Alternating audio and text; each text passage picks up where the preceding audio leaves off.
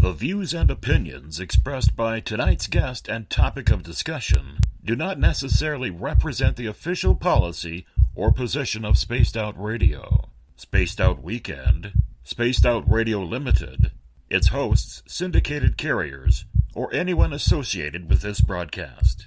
Any rebroadcast, reproduction, or other use of this broadcast or podcast without the express written consent of Spaced Out Radio or Spaced Out Radio Limited is strictly prohibited. Listener discretion is advised.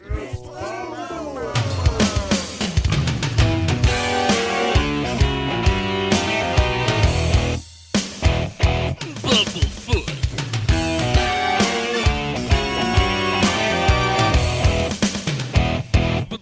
Bumblefoot.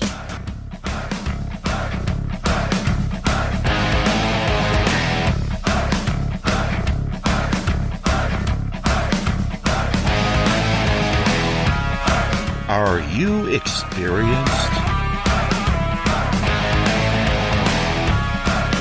Stop right there!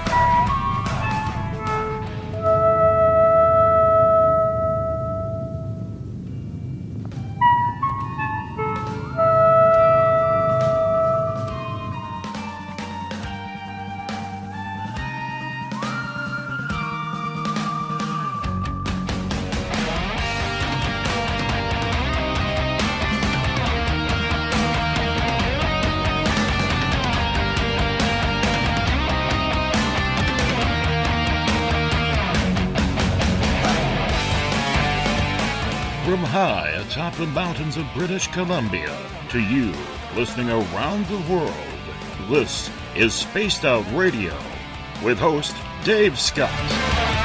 They let us play with all our toys. They let us think that we're big boys. They let us make a lot of noise, but we ain't rule the world. They let us think we're Superman. You can follow us on our website, spacedoutradio.com, on iTunes and TuneIn. Follow Dave on Twitter at Spaced Out Radio, on Facebook at Spaced Out Radio Show, or on our YouTube channel, Spaced Out Radio Show. I try to act so cool, but you know I'm just a fool for you. For you. I will stop till I reach the top just to be there with you. Dave, oh Dave, are you playing with Bigfoot and aliens again? Dad, you gotta stop haunting the ghost. It's scaring them. All right, seriously, put down the pointy sticks. Oh, the deeper I fall. Okay! Game on! Game on! Game on!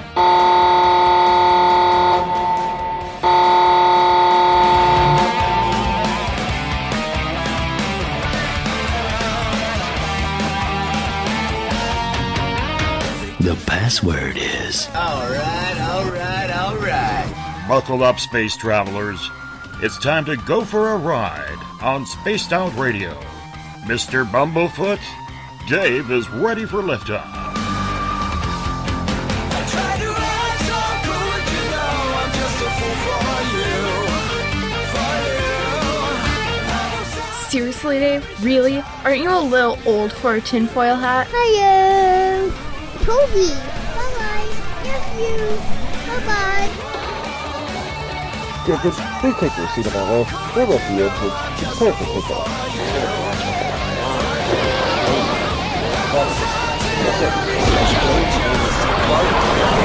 Start. 2, 1, boost ignition, and liftoff. I'm such a lucky guy, 'cause after all this time, it's like the deeper I go, the deeper I fall. Good evening and welcome to Space Out Radio. Tonight, I am your host, Dave Scott. It's good to have you along for the ride here on this Monday, March 20th, Tuesday, March 21st, as we are live right here in Uncle Jimbo's cabin, right here in the Great White North, as we are live 7 days a week. Let's welcome in everyone listening in at spacedoutradio.com, on the WQEE 99 Rock the Key in Noonan, Georgia. on the United Public Radio Network, Renegade Talk Radio, the High Plains Talk Radio Network, and on Revolution Radio. Mr. Bumblefoot, Ron THAL, formerly of Guns N' Roses, currently of Art of Anarchy, is the man behind our music. Bumblefoot rocks us in and out of every single show as he is the official sound of Spaced Out Radio. Hey, if you're a social media junkie like I am, you can give us a follow on Twitter, @SpacedOutRadio. Give our Facebook page a like, Spaced Out Radio Show. On Instagram, you can follow me at Dave Scott, SOR. Subscribe to our YouTube channel, Spaced Out Radio Show. Tune us in on TuneIn. Download our shows from iTunes. We're also on RadioGuide.fm, TalkStream Live, and on Stitcher. And, of course, our website is SpacedOutRadio.com. And if you head on over to Patreon.com, we have some really cool swag to give away if you want to become an SOR patron. If you want to take part in this show, we do not take phone calls here. We're way too busy. You have to sign into one of the chat rooms, either on Revolution Radio, on Spreaker, on the United Public Radio Network chat room, on Facebook at the SOR Space Travelers Club, or if you're on Twitter, go to hashtag Spaced Out Radio. I'll get to your questions and comments in there. We also have a brand new chat room on our website, spacedoutradio.com, where you can listen to the show and get things going as well. So make sure you check that out today. If you head to our website for just $5 a month, you can become an SOR Space Traveler. We offer decent swag as it's our opportunity to give back to you. We have a brand new news section called The Encounter Online. We are bringing paranormal journalism back, courtesy of Eric Markham and Everett Themer. You can check out my latest blog there as well. And if you've had a sighting that you cannot explain, fill out an SOR Sightlines report. Our intrepid researcher, Mike Schmidt, is ready to find out what's going on with you. We are live right now on WQEE 99 Rock the Key, way down in Noonan, Georgia. We are also live on terrestrial radio on the United Public Radio Network on 107.7 FM in New Orleans, and their listeners from over 160 countries around the world. Good to have you with us. We're also live in Las Vegas on Renegade Talk Radio and on Revolution Radio. Remember, the Double R Machine is a donation station financed by you, the valued listener. Head on over to freedomslips.com and donate today. Tonight, we have a brand new monthly feature brewing with some hard-hitting topics of discussion surrounding everything under the paranormal banner. The Reporters is a collection of what I feel are some of the best radio shows out there online.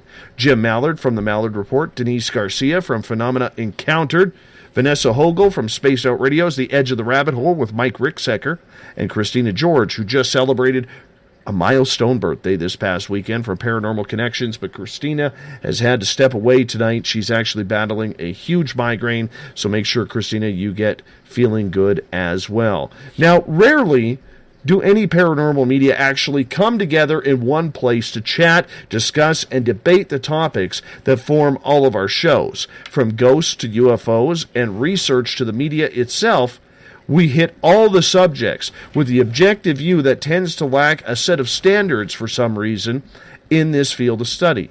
So we'll get to our questions, we'll get to your questions, and we'll see whatever else comes to mind for the next 3 hours on the mighty Spaced Out Radio. Currently, we bring in Denise Garcia, Jim Mallard. How you doing tonight? Doing good. Just here, I was waiting. I didn't know if I was supposed to call in or you were going to, but I'm here. No, we try and do it this way because, well, it just, it's better. Yeah, it's better to start. And I'm just quiet, waiting for you to say talk.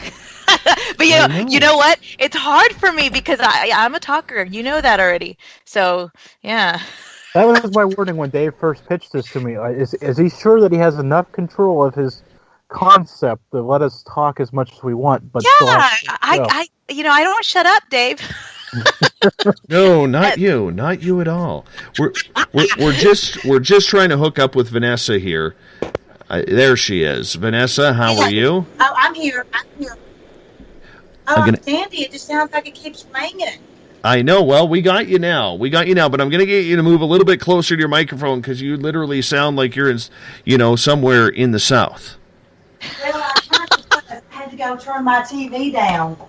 Well, there you go. Hi. Anyways, what we're going to do here is we are starting a brand new feature on Spaced Out Radio, like I mentioned, about the reporters. One of the things that I have looked at here as I've done this show now for about, well, we're going on 27 months, is there isn't a lot of topics where we could bring reporters together, people who are out there, they're working topics, they're working guests, they're working absolutely everything to try and create some of the best and brightest online radio that is going today. For a lot of people out there, you know, you wonder, where do you listen? Who do you listen to? One of those things that I've tried to do here is to bring what I feel are some of the best out there right now going. And, you know, I feel bad that Christina can't be here for our audience due to a health issue tonight, but this is why I grabbed this crew, and we're going to try this on out and see how it goes, because it's important for people on the other side of the microphone, the listeners, whether it's our listeners, whether it's the Duck's listeners, whether it's Denise's, Vanessa's, or Christina's listeners, to actually come together and check out what is happening and what we deal with as hosts, because normally we never get to talk about these opinions. We are the people doing the interviews. We're not the interviewees. Right. So this is a nice chance for us to kind of come together and bring it all into one. So I'm going to start off with my first question here, if you don't mind. And my first question of the night, and Denise, we'll start with you on this one. Oh, I knew you were going to do that. Well, you know, yeah, it's because you got that infectious laugh. Anyways, the question that I want to start to the panel here tonight is, how should we, as radio hosts, whether we're terrestrial, whether we're online, get guests for credibility? Because a lot of people listen to our guests, and I've had it on this show, from very close friends to people who listen to the first time to Space Out Radio saying, man, how did you ever land that guest? That guest was phenomenal. Or it's a polar opposite where, why would you even put that person on the air? Tell me about how you do it, because a lot of people are not understanding how we do it together. Well, I'll tell you, you know, I've made the mistake of not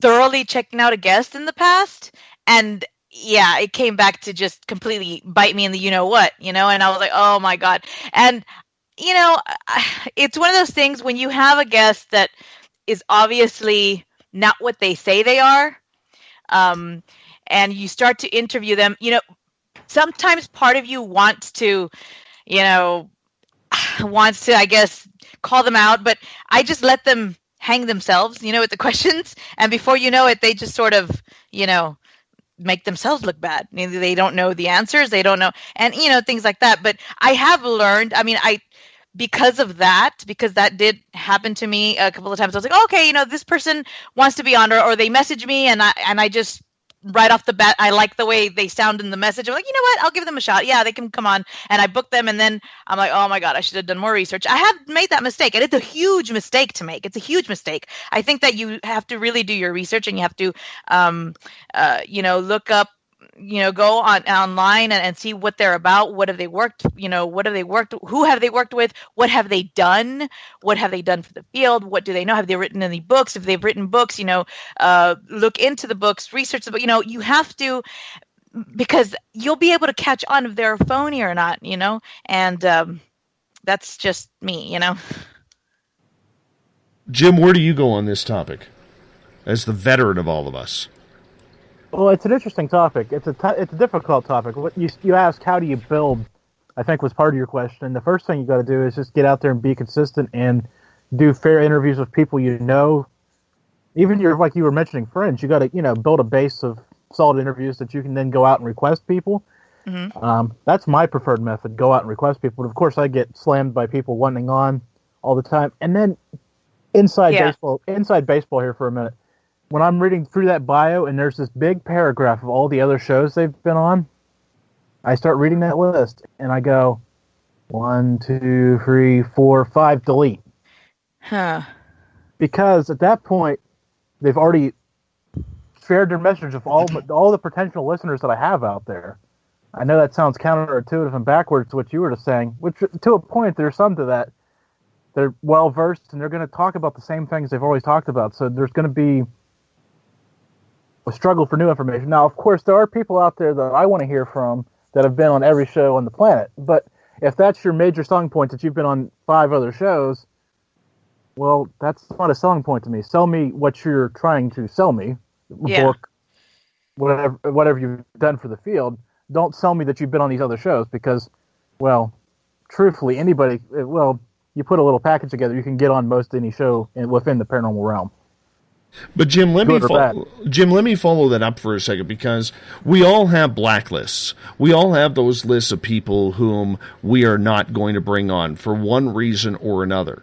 The public, for some reason, always requests those people that we have on the blacklist. So you're kind of in a damned if you do, damned if you don't situation, Jim, if you don't bring them on, because you're upsetting some of the people who listen to you and want that selected person. But on the flip side, maybe they're too arrogant. Maybe they hit you up rudely on email. Maybe they gave you a list of demands that just were unrealistic. Have you had to deal with that? Yeah, I have. And you know what I did?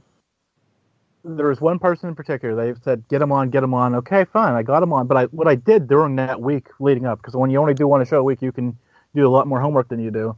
I went out and listened to probably about 10 interviews they did after I prepared my notes, and I crossed off the questions as he was getting asked them. So I went and asked them again. So I went in kind of jump-stepping what I normally would do for an interview, because normally I'd ask those basic questions to build to the point of anything else. But having heard the interviews, I said, okay, not asking those. So I asked the second level questions, the follow-up questions that I was sitting there asking while I was listening to these interviews. And I got a message from, especially there was one person in particular, just begging me to have this person on. They said, I never heard him talk about that stuff, and now I'm rethinking why I bought all his books. No kidding. Oh. No kidding. Yeah. Vanessa, what's your opinion? Well, it's kind of twofold. I've been on both sides of the fence here.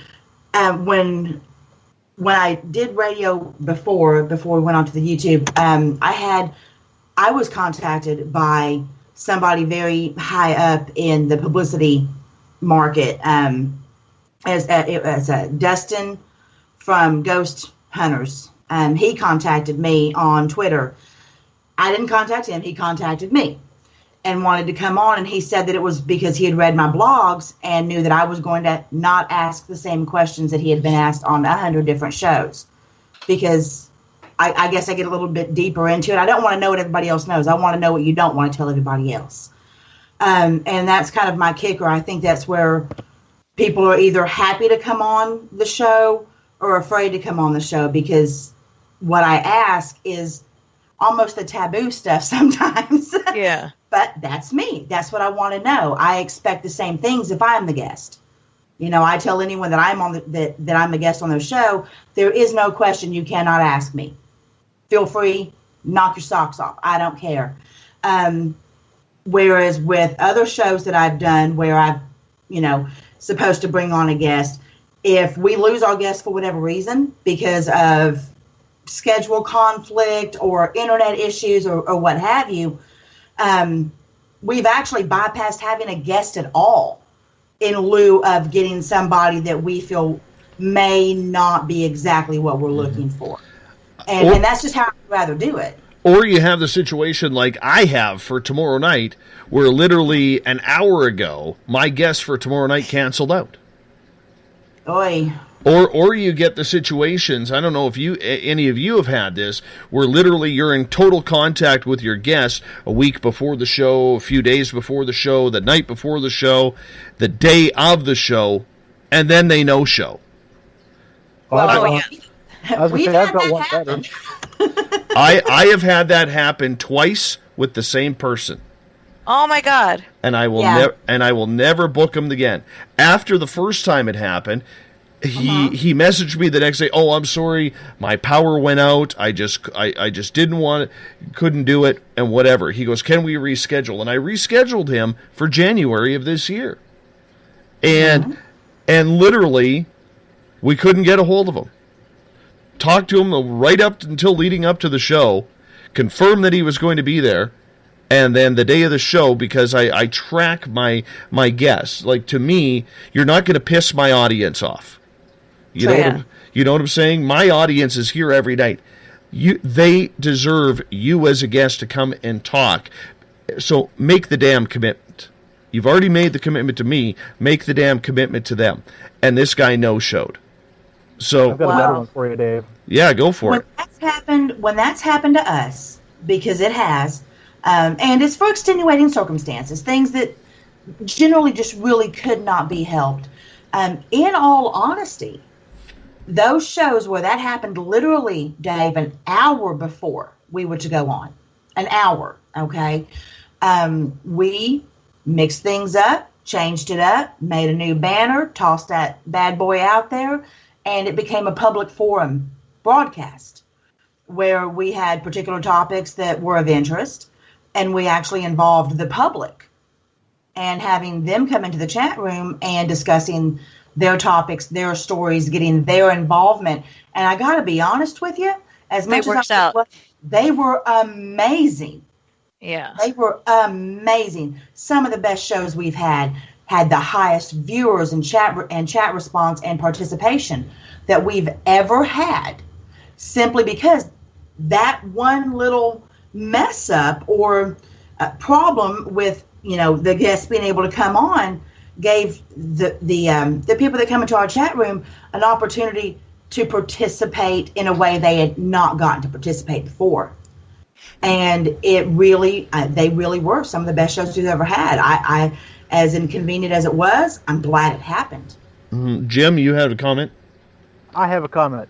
So I called my guest today for my show starts at 9. He says, we're all good, ready to go. And I said, okay, doing my sound check. This was way back in early 2011 when I was still not a clue what I was doing. I'm like, okay, so I'll call you back at 9 o'clock. We'll be live. Just be ready. Call him back. Hello. Now's not a good time to do this show, and hung up. No. Are you kidding me? Oh my God! Wow. Wow. Live on the air. Not a good time to do the show. And I'm like sitting there, just dumbfounded, because I had all my notes prepared for this guest. Yeah, and you know what? This is what the audience doesn't see. They don't know or see that oh crap moment. Where you're looking at your stations and you're like, oh my goodness, like I know with us, we're on 2 terrestrial radio stations, so we've had to do little things like cut out swearing, and we've had to do all this sort of stuff to try and conform to what everything terrestrial needs now. But, I mean, to go and do that during your show, that's unbelievable. I'm going to assume that person is on your blacklist, Jim. Yes. Well, good. But he sent me a book, so I came out ahead. Oh, well, at least you did that. Well, you know what? One of the biggest insults I've had from a guest, and I have no problem mentioning this, because I've had a lot of people ask me, why don't I get Dr. Stephen Greer on the show? And I say, no. And they say, why? And this is the main reason why. I am very, very... I'm not trying to put myself on a pedestal, but I'm sure all of you are the same way as well. I'm very protective of my audience.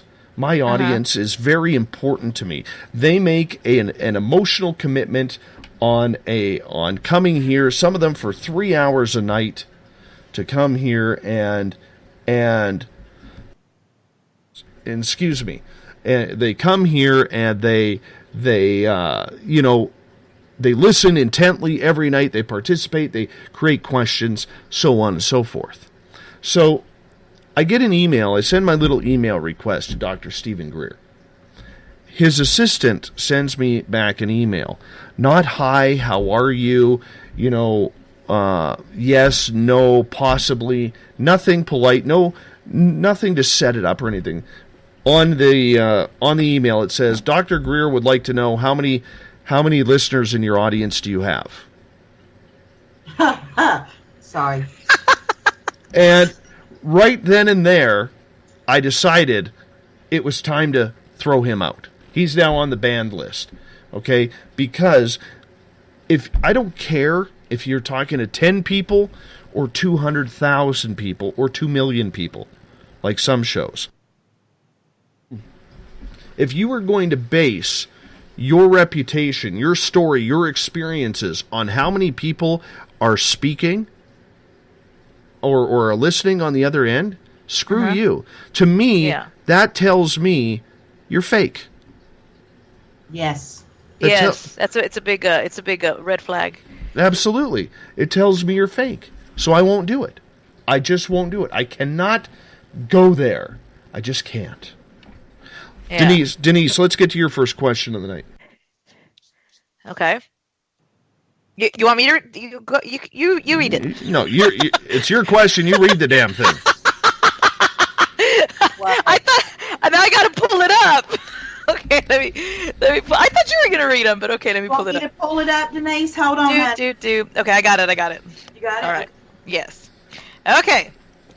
Dave just loves the way I am, right, Dave? Yes. Okay. Science in the field. That's the topic of my first question. Okay, it deals with researchers that try to take a scientific approach to, investigation and research. What do you think that's done done for the field? Do you think it's given it more credibility or hurt it? Vanessa, how about you answer first? Actually, I hate to be the twofold gal, but you know what? Why not? I believe it's a combination of the two. I am completely for scientific explanation for any type of paranormal phenomenon. Dave. Yeah. But here's where it gets tricky. Some things are not explainable by science. Does that mean that we can't try to come up with reasoning for certain things? And I mean, you got to look at what I do. I should not want scientific explanation. Okay. Uh-huh. But I just did a vlog the other day or a couple of weeks ago, whenever it was, because my memory stinks, trying to figure out if the head injuries I have contributed in time with the scar tissue built up on my brain on my openness and being able to speak with the dead. Uh-huh. I'm looking for a scientific possibility for what I can do. Does that mean that it is scientific what I can do? No. But I don't mind the attempt. That does not bother me. So I don't believe that it has to be one way or the other. I do believe that there's room for both. I don't believe that people should say, this can't exist because I can't explain it scientifically. But I also don't believe that people should say it only exists because I can explain it scientifically. Do you understand what I'm saying? Yeah. I see. Where's your science? Where's your science? I'm going to get on the defensive here, lady. I know why, because he doesn't like to talk about science in the field. No, for me, what I was trying to figure out for myself, because I can't speak for others, and I won't, but for myself, having 4 near-death experiences, all before the age of 2, one leaving an excessive amount of scar tissue on my left frontal lobe, it made me wonder if that in some way altered my brain somewhat and made me slightly more open. Do my abilities run in my family? Yes, but I got the mother load. And they really seemed to become quite intense after I started having seizures in my 20s. Oh. And so my seizures are caused by the scar tissue on my brain. So you can see why I'm making the correlation to see if one has anything to do with the other. If someone was to come and say, the only reason you can do this is because of the scar tissue, I would say, okay, then I'm just going to keep doing what I'm doing. If they say that it has absolutely nothing to do with it, okay, I'm just going to keep doing what I'm doing. And you know how you're saying that the scar tissue is what causes, but that's the explanation they gave you. Now the seizures, what if they're caused by something spiritual or something supernatural? They very well could be, but I went through all the testing, and when they do, it's one of the reasons I can't go to clubs and things like that or play certain video games is because of the strobe effect. Uh-huh. That's how they check for seizures, because I started having them out of the blue, and I almost killed myself. With a really bad fall down flights of stairs because of a seizure, because I didn't know it was coming. And that ended me up in the hospital, and that's when they started doing the testing, and I have quite an immense amount of scar tissue on my left frontal lobe. And they found that out through the testing. So there was no way for me to even know it was there. You know, I just knew I cracked my head open as a baby quite a few times. But one particular time really did some damage. Does that mean that's the only reason I can do what I do? No. Does it mean it has nothing to do? I don't know. But I'm not bothered by somebody trying to put a scientific explanation on it because my results are the same. I'm doing it why I'm doing it, for the reasons I'm doing it, for the people I'm doing it for. But Vanessa, you are not expressing it on other people.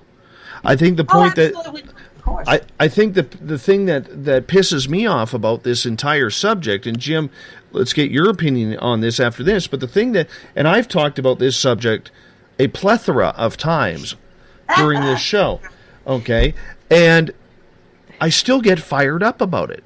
So Denise, you got me fired up on this because I did that. I wrote that question on purpose. Yes, you purposely got me fired up. But let me tell you this. I have a real problem with people who haven't done science since grade 8 trying to tell me they are conducting scientific experiments when A, they don't know how to do a scientific experiment, number one, and number two, they hide behind using the word science. While inflating their opinion as fact. And we as a group are never going to get anything solved in this if they continue to use the egocentric word that they are conducting scientific experiments when they are doing nothing of the sort. Ah, damn it. I fired him up. You go, Denise. Jim, Dave, what's your call? Don't be mad. Oh, I'm not mad. Jim, what's your call? Don't be fired up. Where's Jim?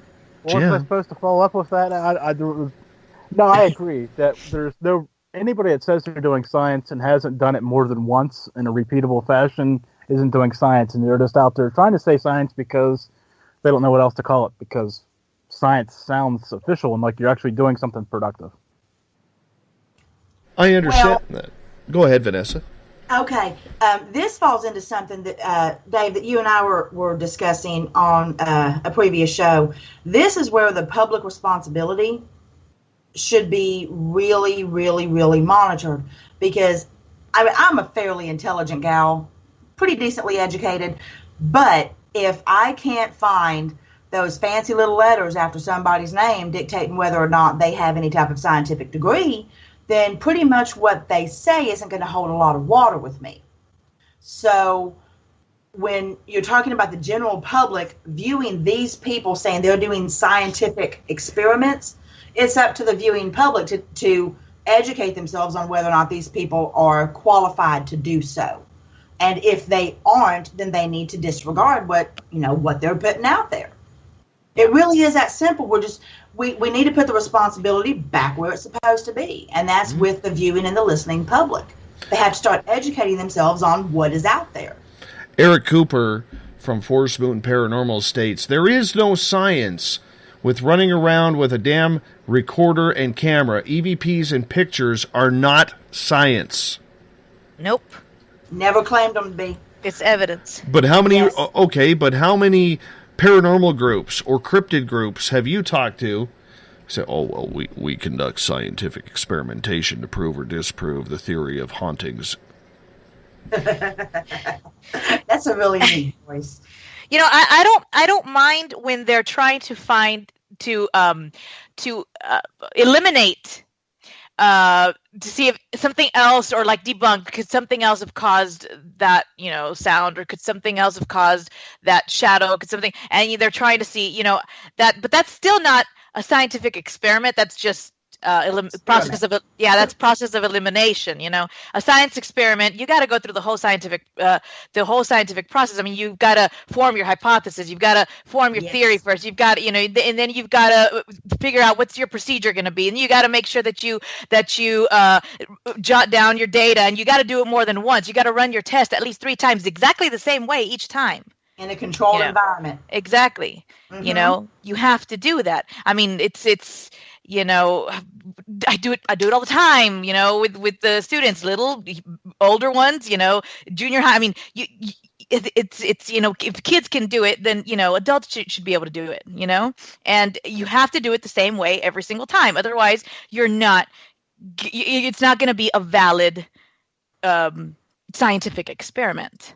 You're not going to get qualified results. Exactly. But that is the point. That's what we're all trying to do, is get these qualified results. But to take this one step further, Denise, you're a school teacher. You teach science. Uh-huh. Okay. In order to get to those points, in order to get to that process, where in your science textbooks when you were teaching does it say your opinion is truth, therefore, if we deal with Bigfoot, therefore, that whole spiritual side where people say they've seen them manifest or walk into portals or shapeshift doesn't exist? Opinion has no room in science. Exactly. Science is just, it's fact, and that's it. It's proof. You have to. Now, okay, hold on. Whoop, whoop. Take back my statement. Theories are opinions. So, in a way, but it's not going to be a proven fact until you've proven it, Otherwise, it's a theory or a hypothesis, you got to test it. You understand? But your hypothesis is not the final word in, this is how it is. And no, it's just your opinion. You got to, okay, if that's what you think, well, let's see. No, you can't state your opinion and as fact. You can't. But why do you think then, Jim, that we are getting this all the time in the paranormal field? Why are we getting all this science crap and getting all these people talking about how they're conducting experimentation and my opinion is right, but even though you believe something different, you're an idiot, you're dumb, you're an egomaniac, you're this, you're that. We see it all the time.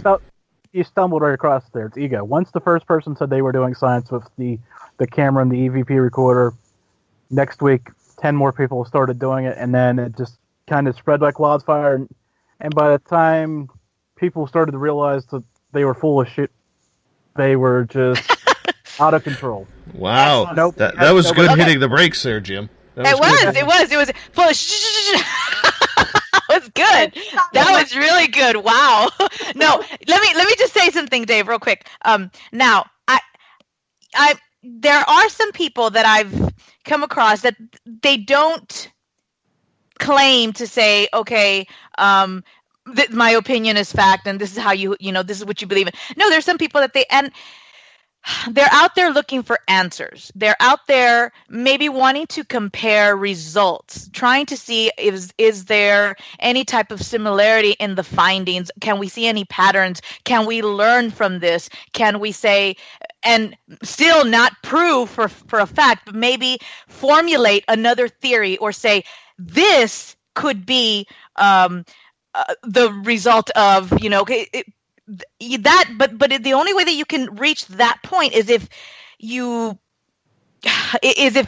several teams collaborate and share results and say, do you understand what I'm saying? Like, let's say if you've got like 5 teams that have all gone to I don't know, someplace, whatever, and they've investigated there, and they start to share their results, and they say, well, whenever we did this is what happened, and then the next team says the same thing, and I mean, maybe 4 out of 5 times this happened. The lights flickered. I don't know, and then when you start seeing similarities or patterns, I think that's what a lot of them are looking for. They're just using the word science very freely. You understand? But I think it's more of a research, looking for answers, because science is science. You understand? Like, the science is just it. There is it's facts. You've got to test things. You got to find out. You're looking for answers, and so which is kind of like what they're doing too. But with science, it contradicts the paranormal. Some people feel that when they experience sleep paralysis, it's nothing scientific. Some people feel that was a 100% supernatural experience that they were having. Something was in the room and something was holding them down, and they woke up and they were, when a doctor or a psychiatrist or somebody tells them, no, sleep paralysis, it's something that happens in the brain, they're not going to accept that because it was very real to them. But there's a scientific explanation for it. It's been studied. They've been, they put the probes on their brain and they do sleep studies and they observe them and they watch them and they, maybe more than once a night, and then they'll test 10 people and they're gathering their data. They're, making their graphs. And in a controlled environment, and then they deduce that it's scientific. There's a scientific explanation. When we were observing them, we saw that this side of the brain was lighting up, or this was happening in the right part of the brain, or whatever. They start to collect all their information, and they come up with explanations to what it looks like, the reason for that sleep paralysis is. But that person's going to still say, no, this is very real to me, and that's where, because at the same time, maybe the brain is doing that. Maybe, but maybe it still is being caused by something paranormal. Your brain's going to react regardless. It's going to react to energy. It's going to react to energy that's happening, naturally, and it's going to react to energy that's happening paranormally. So you're going to have a reaction in the brain. So that's where the problem is. You see, because you can explain it scientifically, but at the same time, what if it was a demon? And your brain's going to react to it. Well, Zach Bagans would be quickly there if it was a demon. But I'm sorry if I went off, but that's just the thing. Like, I think something paranormal could cause something scientific to happen. Oh, absolutely. Denise, I'm going to ask one little favor, if you don't mind. Can you pull your microphone about half an inch further away? You're coming across really hot. Not good. You're good-looking hot. You're good-looking hot, but your voice is hotter right now. Hotter! I have a loud voice. I can't help it. I know. Okay, let me. Is that better? That's better. Thank you. Okay. Vanessa, let's get to your first question of the night. Well, I tell you, it couldn't lead in any better. Okay, my first question, and people don't hate me, but then again, if you do, that's just fine. What part does social media play in delusions of grandeur? Want me to go ahead and go with this? Run with it. Nobody after? Okay. The reason that I asked this question is based on a lot of what we have already discussed, just what I've witnessed over the past little bit, with both the strong-minded, it's only paranormal, and the strong-minded, I've got to be just a skeptic, and because you have both sides, both vying for attention, and then you have all the rest of us in the middle, just kind of going, we're just trying to figure it out, leave us alone. You have social media that turns people into, legends in their own mind. I'm curious about what y'all's views are on that, because what I've seen is that it made me want to really pull out of it there for a while. Then I said, screw it, and just started being me again, and I've been happy. Mm-hmm. Who wants to take that one? I'll take it. I'll go. Okay, you go. I took the first one last time. You can hear the crickets on this one. And now I'm afraid to talk because I talk loud. No, it's okay. There is something to that. There used to be, I don't know, I've kind of withdrawn to my own little corner and don't really care too much about the rest of the field anymore, so maybe I'm still naive and just don't pay attention enough, but there used to be a race to 5,000 to, whatever number of fans you could get, and then, and then it was on to the next one. It didn't really matter where they were from. If you were a local paranormal investigation group, oh, great, we've got 5,000 fans, and none of them live in the state. But hey, we've got 5,000 fans, look at us, we're great. Uh-huh. I've kind of, because that's all it became a big circus. You help us get some likes, we'll help you get some likes, and nobody really ever, I don't know. I got tired of it all, removed myself from it all. You know what, from a Spaced Out Radio point of view, this actually does hit home, because one of the groups that we created was the SOR Space Travelers Club, which was specifically for people to come into the room to chat about the show. And all of a sudden you start getting all these people who want to be part of this room, want to be a part of it, and they never show up for chat. You invite them in to the chat that night. They've blocked you from actually tagging them. You know, wow. What is the purpose of that? So what I've done here is I've actually been going through, and I've pared down over 300 people from that room because it's absolutely useless. The room is there to chat. The room is there to be a part of the nightly show. And literally, it's the same people there every night, which is fantastic. You know, it gives them a safe place to listen to the show. There's no BS in that room. Nothing going on. Okay? But where's the other couple hundred people? Where are they? Oh, that's just me. Never mind. No, but you understand what I'm saying. You know, like it's true that people just want to be a part of it, even though they don't want to be a part of it. I find that very frustrating. If you're going to commit to something, commit to it. Like, I'm in literally 300-400 groups on Facebook, and I tell them every time I get added to one or every time I go into one, I said, don't mind me. You're not going to hear much from me because I'm just using this for research for Spaced Out Radio. And all the groups are like, great, fine, not a problem. Not a problem whatsoever. But I show them that respect, you know? And a lot of people don't. Not everybody shows that type of respect, though. It's all about who's in the cool kids club. True that. And that's what's unbelievably frustrating, is because you have plenty of groups out there who go out, work their tushies off, and get evidence and log in hours and spend their own dime and do an actual service. You know, regardless of whether it's in the UFO or the Bigfoot or the paranormal communities, they actually get out there and they get their hands dirty. And because they aren't part of the cool kids club, which is what I like to call it, you know, the little mean girls section, you know, in high school, they don't get the same attention, consideration, acknowledgement for their participation in their work that others do, who have got 5,000 people follow them that could care less about the paranormal stuff they post. They only like the drama.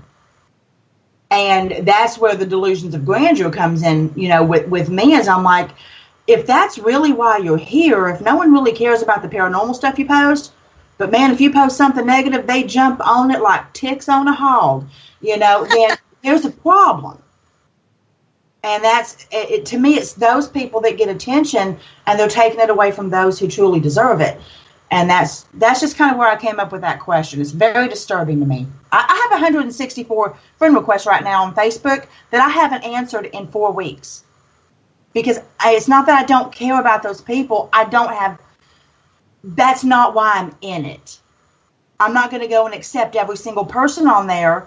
Yeah. You know, A, because I got stalkers. That's not fun. And B, because it isn't about how many people I got following me. It's about the work I'm doing. I don't have any stalkers. You had 2 of mine. I got 3. You know? Dave, I'm stalking you. No. Don't. Honestly, that's a sensitive topic for me. Dave, I'm stalking you. That's why I don't chat.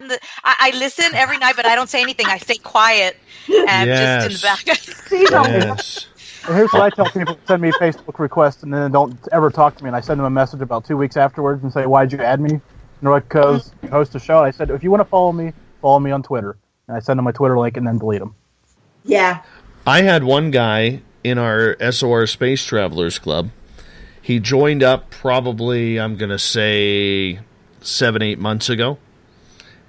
And I was chatting with him on Facebook, and he says to me, which show do you host? and I said, Spaced Out Radio, you're in my SOR Space Travelers group? Oh, I'm in a lot of groups. I just joined groups. Really? Boy, wow. I mean, talk about a punch to the stomach there. I mean, for a minute there, I thought I was growing until this guy basically told me to shut the hell up, you know. But it makes you wonder why they ask or why they join. You know, it's like, what's your purpose? What's the whole reasoning behind it? Oh, just 'cause. Oh, well, as long as you've thought about it. I've got it. Because it's that ego thing again. Because if they Bingo. belong all these groups, they can get something from another group and share it somewhere else, and they'll look like the smart one. Dang. Yeah. I just want to say we have some good news for tomorrow night. Dracula author and movie producer Ian Holt will be joining us. Instead, we're talking paranormal, horror, the movies, everything, instead of angels tomorrow night. So... You went the other way with that. That's even... Yes. Wow. Yes. My man Ian Holt comes through in the clutch again, and I know my audience loves him, so we're okay with that. We'll get that one done tomorrow night. Okay, sorry, I just had to add that. We got about 5.5 minutes before we are going to go to break here. When it comes to social media, Jim, and I realized the biggest piece of advice I learned for Spaced Out Radio actually came from you. And that was, you gave me an important piece of advice about staying rogue. Stay true to your colors, stay rogue, because there's a hell of a lot of people out there wanting to take advantage of you. Do you find that with some listeners who Jim, they want to be involved, they want to be someone who is part of the Mallard team or something along those lines, and then when you don't have room for them, they just kind of bash you or something along those lines? Oh yeah, I've had that happen a couple of different times. They always want to do something, and then you say, okay. Especially it's hard for me because I've always just kind of micromanaged everything and done it myself. But okay, you want to do some little thing, whatever it is. Okay, here's a small task. Go do it for me. And then they don't do it, and then you follow up and say, well, why isn't this done? There's always an excuse because they wanted to do something. They want to do something else. Okay, well then do that. And then after about the second one, I'm like, you know what? Don't do anything, because if you're not going to do anything, I don't have time to babysit you. I could have already had this done. Especially there's people that want to do all sorts of little things, like make banners or do Facebook events, or I could be here all night listing little things that people want to do to help you, and then you tell them to do it and they never do it. And you go, well, why do you make promises that you don't intend to keep? Oh, well, because, we figured we could help, or you could just see right through it, because this comes back to the ego thing. If that show gets big, I could say I'm his assistant producer or associate producer or whatever title. There's plenty of titles that go around too. And some of these people, I see these lists on websites, producers and all these things, and I'm like, well, what do you do producing the show? And they're like, I asked questions. And I'm like, well, that's research. That's not producing. And they're like, no, that's what he told me. I'm a producer. And I'm like, okay, you have no idea what you're talking about, but okay.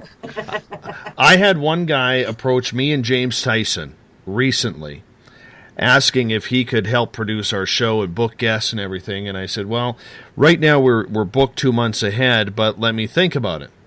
2 days later, he gets a hold of me saying, hey, would you like to have Bumblefoot on your radio show as a guest? What? And I went. Oh my gosh. I went, excuse me? He goes, would you like to have Bumblefoot on as a guest? Oh my gosh. And this is where I got upset. He said, I've already talked to him. He's willing to come on in February. And I said, first off, Mr. B and I have a private contract. Nobody talks to him but me on this show. Right? The man is generous enough to allow us on a contract basis to use his music to help us grow this show. And you, someone who isn't even involved with Spaced Out Radio, wants to try and ruin that for me? I called him a few expletives. Okay, names that I will not say on the radio. And then a few weeks later, he comes up to me and he says, hey, I'm helping out with a paranormal, some hotel or something along those lines. Would you like to bring us on for a show? And I said, are you kidding me right now?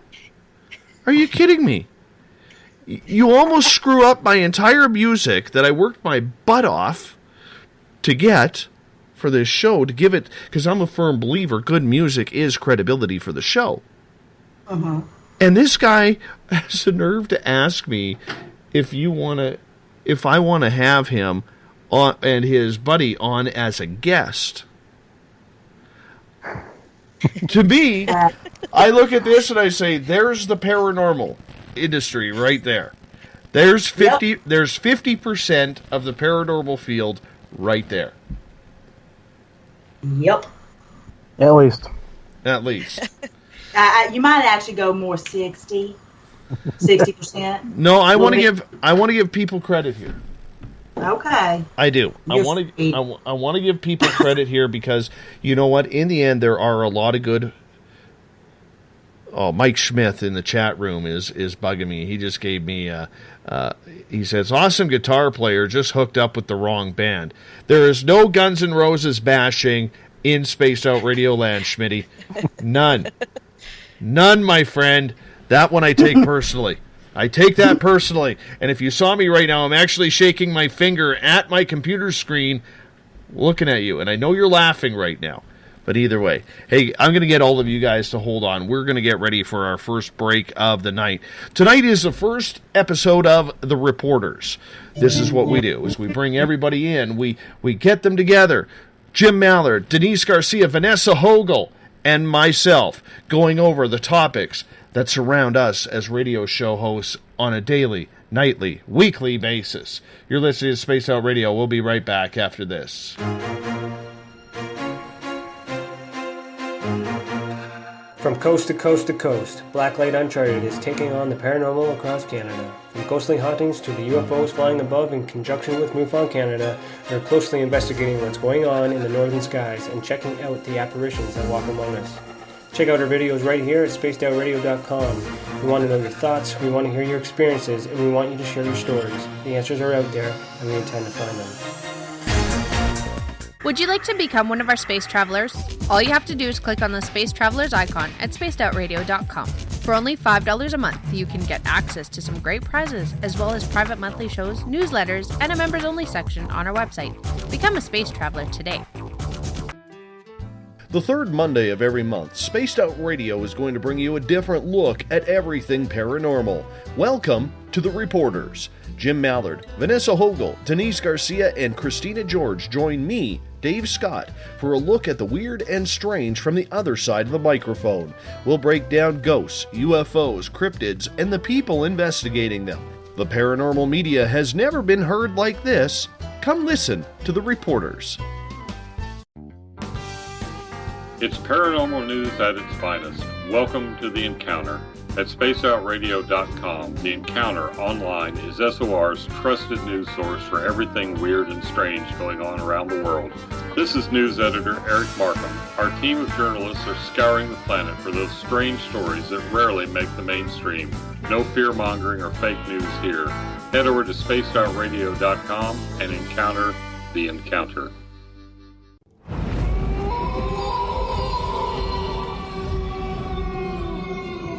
Hey, this is Canadian paranormal investigator Mike Moore.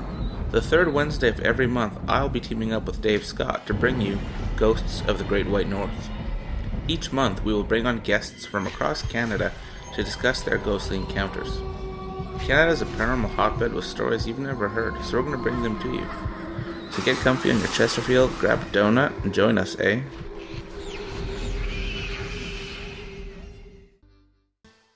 Have you had an experience you can't explain?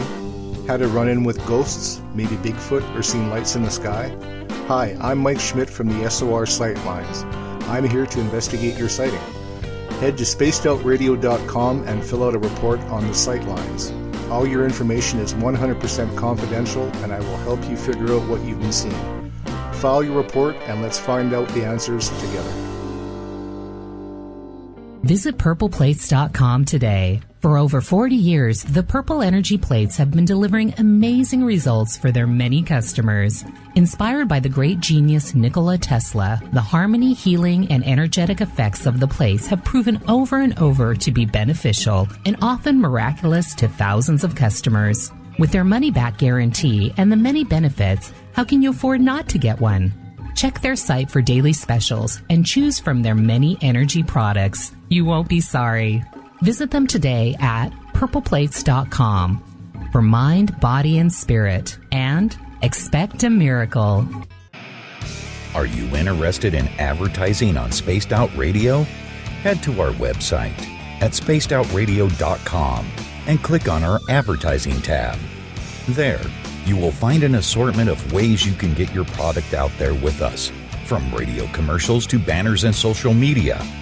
Have a product you like our hosts to endorse? We can do that too. Visit spacedoutradio.com for more details. Have you got your Cosmic Passport? If you need one, tune in to Cosmic Passport on Spaced Out Weekend. This is Elizabeth Anglin, ET experiencer, spirit medium, and host of Cosmic Passport. Each weekend I'll be bringing you interviews and support from other paranormal experiencers, and the best in intuitive spiritual guidance from across the globe. It's all happening starting at 9 p.m. Pacific Time, midnight Eastern, on spacedoutradio.com. From British Columbia to Northern California, Pacific North Weird has Cascadia covered. Check out our feature videos at spacedoutradio.com, where I, Vincent Zunza, and my super sleuth partner Alexandra Sullivan track down the weird and strange stories from around the Pacific Northwest, from Bigfoot to Mel's Hole and everything in between. This is what makes life exciting.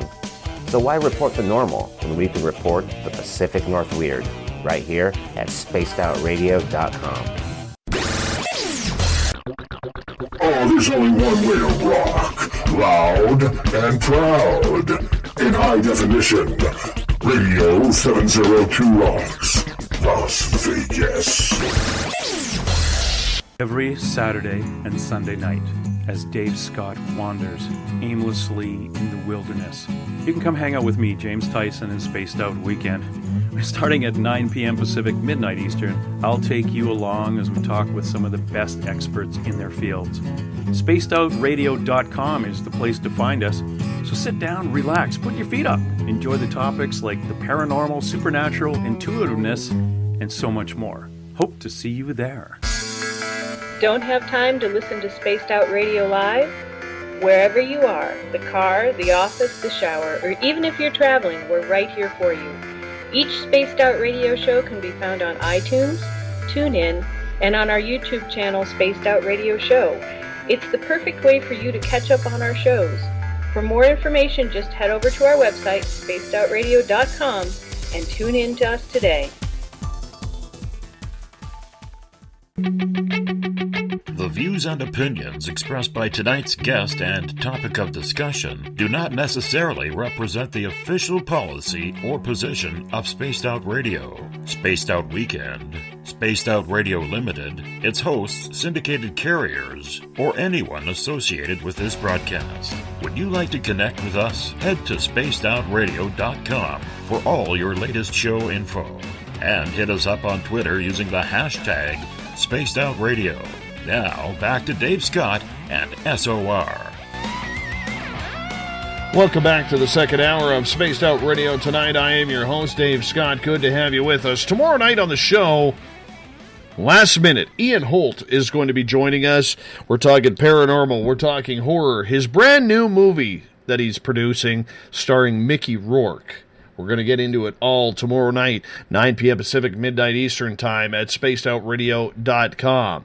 We want to welcome in our terrestrial stations, the United Public Radio Network, live on 107.7 FM in New Orleans in over 160 countries around the world. We're also live down in Noonan, Georgia, the home of The Walking Dead, on 99 Rock the Key, WQEE. Thank you so much for being with us tonight. We're also live in Las Vegas on Renegade Talk Radio, and if you're listening in on Revolution Radio, the Double R Machine is a donation station financed by you, the valued listener. Head on over to freedomslips.com and donate today.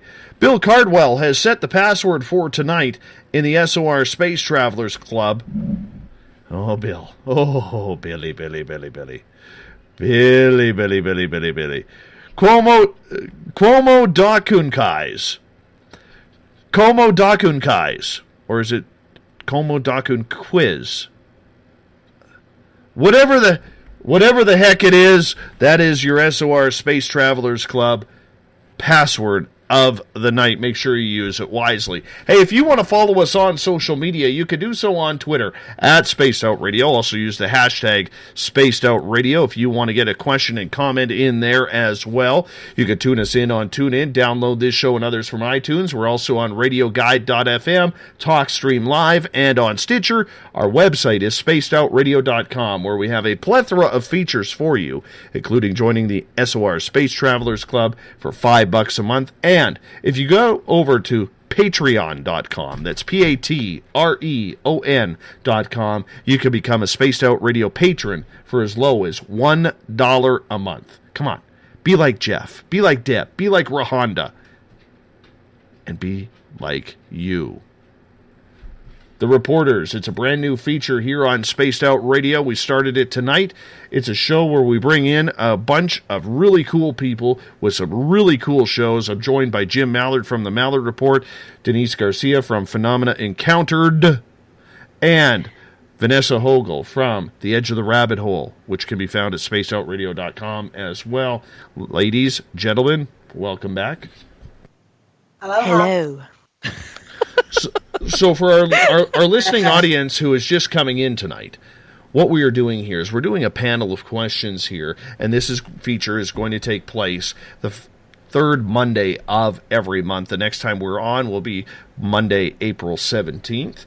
And Jim, I'd love it if you fired up your question. Oh, you would you? Okay, so we've kind of been paranormal heavy for the first part of the show, and then we kind of mentioned some guests that we don't want to talk to ever again, or wouldn't talk to in the first place, but who would be that guest that you'd want to talk to that's at the top of the list, even though you probably don't have a chance to get them on your show? Oh, wow. That's really taking it deep, Jim. That cuts deep. You know what? I can tell you this. Right now, the guy I am triggering that I would love to get on my show, but I think he's only dealing with a certain number of people right now, is Tom DeLonge, the former Blink-182 singer. Oh, that's who that's who I'm after too. You know, and I am trying him, and I'm trying to sneak in there, and I would love to be able to chat with him or Bob Lazar.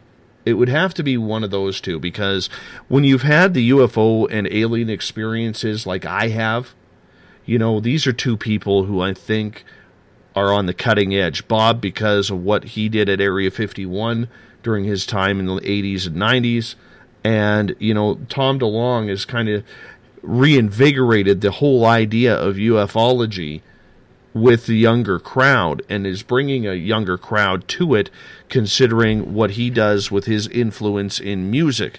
So I strongly believe that those are the two guys that I would like to get.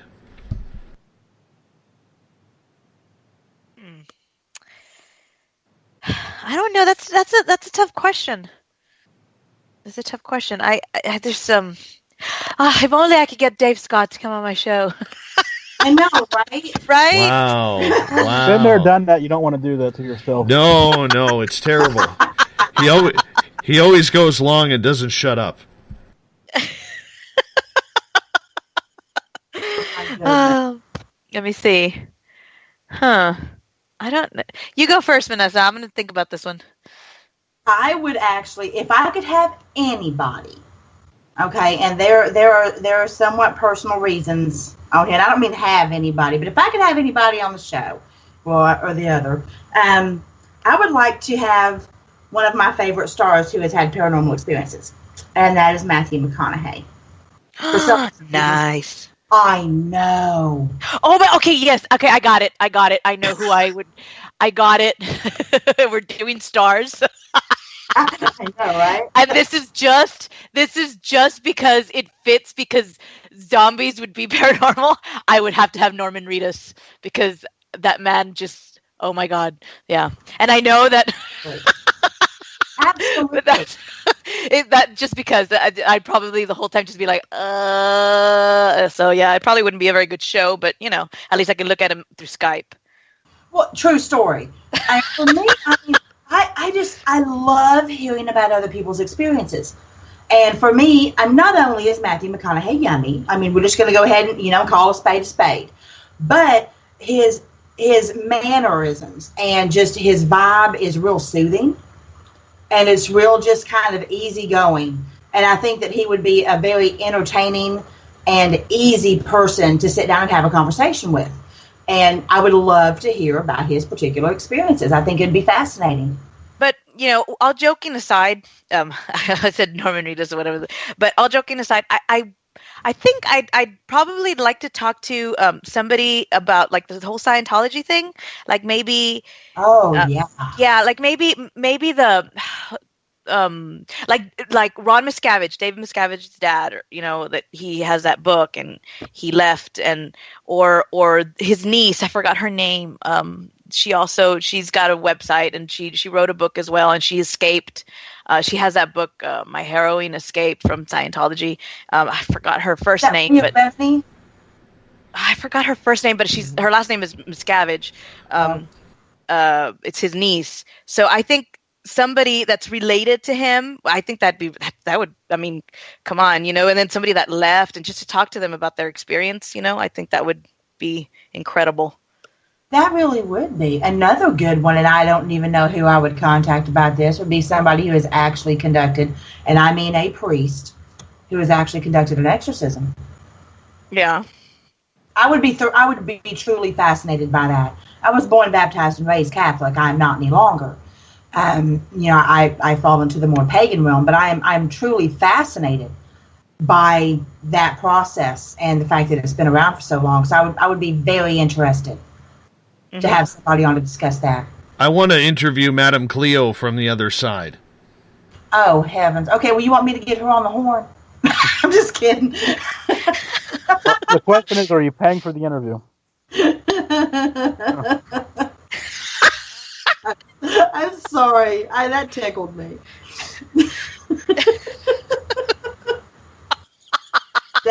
How about you, Jim? How about you? Well, I've always answered this question, Seth MacFarlane from Family Guy and all that fun stuff. But then this morning, I seen a tweet about Shaq believing the Earth is flat, and I know. Kind of, what? I almost want to change my answer today, but so I'm going to waffle on it because I'd love to talk to Shaq just because of the basketball stuff, and I think he'd be a hell of a draw. Ask him why the hell he thinks the Earth is flat. Yeah, I'd have to save that for the end because he'd probably hang up on me. So that can't be true, is it? True. You'd be surprised how many people believe that the Earth is flat. It's growing every day, by the way. I actually have a flat earther coming on the show April 27th. I got to hear it. I got to hear. Yeah. I got to hear it out of their mouth. I tried, Dave, and I got halfway through the show, and I couldn't take anymore. And I don't host a show as long as yours, so good luck. Well,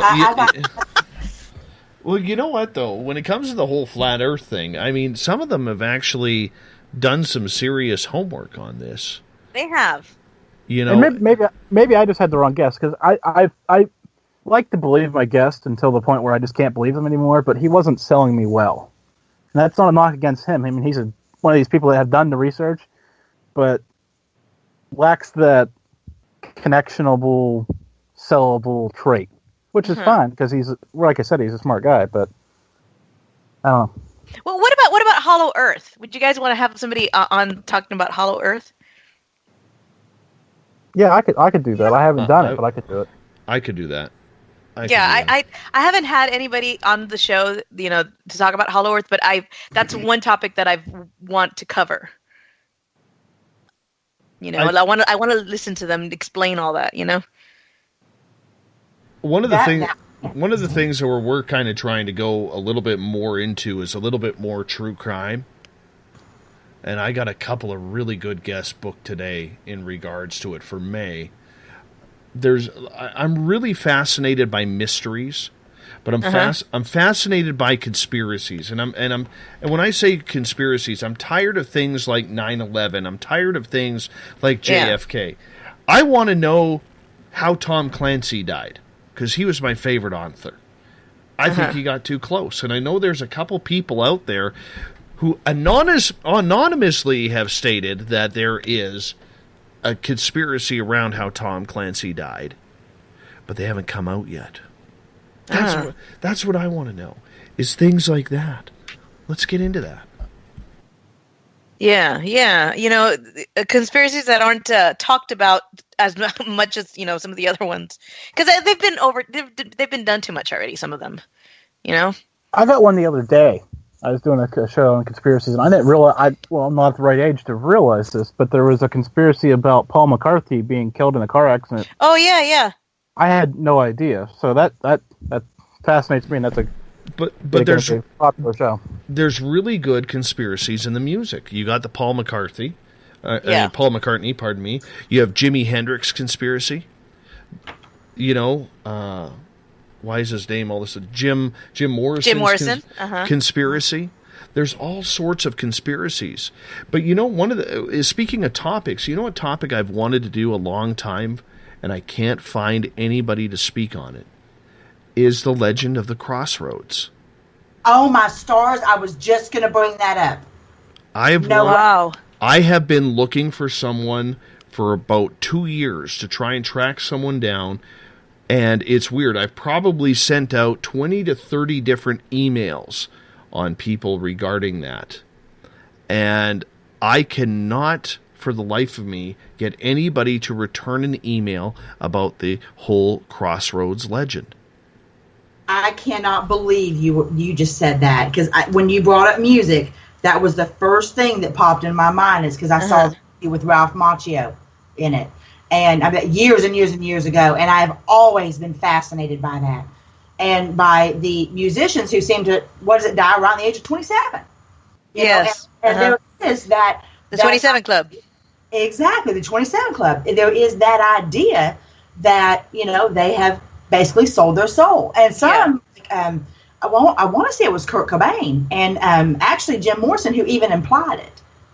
And so I am unbelievably fascinated by that. Well, there's a video of Bob Dylan straight out saying it.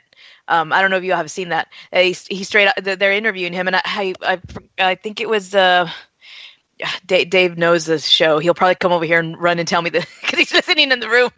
But yeah, but he's talking. They're interviewing him, and then they ask him, so why are you still doing it? And then he says, because I'm, and he flat out tells the interview, he says, I'm keeping up with my end of the deal. And he's like, your end of the deal with who? He's like, with the chief, with the head. He's like, of this world? He's like, no, of this world and the next. Exactly. Like, yeah. So he flat out says that he had a deal that he has to keep up his end of the deal, and that's why he's still doing it. So I mean, so many of them will come out. Yeah, there's a video. You know what? I'll send it to you. Send that one to me. Yeah. And the other thing is, like Kurt Cobain, that is a huge conspiracy too. There's still a lot. Even the police officer who originally investigated the case believes now that there is a conspiracy to hide his murder. Wow. There's a lot going on. I told you. The lip blade came in here and told me in a very annoyed way, it was 60 minutes. How could you forget? Oh, if you haven't seen, I got to say this publicly, if you haven't seen Denise's husband, he has got the perfect mustache. He has, I've actually nicknamed him the lip blade because this thing is tight, it is rocket, and I bet you it could cut like anything. It's like a scalpel. The lip blade is awesome. All right, we're gonna get to my second question here as we move things along on our new feature on Spaced Out Radio called The Reporters. So, to the panel of Jim, Denise, and Vanessa, here is my question. How much has television helped or hindered the growth of information that could be provided in the paranormal realm? So when I say paranormal realm, I'm saying everything from UFOs to ghosts to cryptids like Bigfoot. Jim, I'm curious your opinion on this. Well, how much has it helped? It has helped open conversations, open people's knowledge of them. Now, has it helped spread facts? Well, the jury left, and they don't believe it's helped spread too many facts. But at least it's created interest, it's created conversations, and as somebody once told me, which I laughed in their face, it helped create shows like yours and mine. And I went, well, Now, my show is based off a genuine interest in wanting to talk to people about what I believe and what I think, not because there's some popular TV show out there right now. So, okay, you can believe what you want. So, yeah, that's where I'm at. Yeah, it has helped, but it's hurt. So we're calling it a wash. Denise. Yeah. Oh, okay, yeah, sorry. I'm like, yeah, I waited for you to say something. You were staring at the lip blade, weren't you? I actually was, because he came in here and he gave me a thumbs up because you gave him a shout out. Perfect. Perfect. There you go. No, I actually agree. I agree with Jim 100% on that because I do think that it did help, by, bringing interest and maybe this is what I think. I think maybe there's people out there that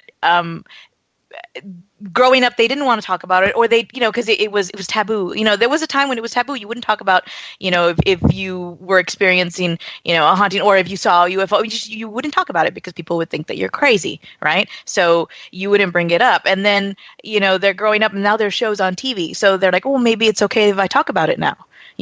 Maybe now everyone is watching these shows on TV, they're talking about it, so I can talk about my experiences. I think maybe it helped in that aspect, in feeling okay about sharing experiences, or saying, coming out of the closet saying, hey, I've experienced paranormal, I've seen a Bigfoot, I've run into, UFO, I've had this experience, whatever it was. Now maybe they don't feel as as ashamed of talking about it. It's not taboo for them, so now they can share their experiences. And then also creating interest. I think that's how it's helped, but I think it has hurt because there is that sensationalism and all that, and then you have the people that are out there doing true work, and there's the people that only see the TV shows. That's the concept they have in their in their mind. So then to them it's all a joke. If they believe that a certain TV show is a joke or whatever, then they think the whole field is a joke. So it's got its good and its bad.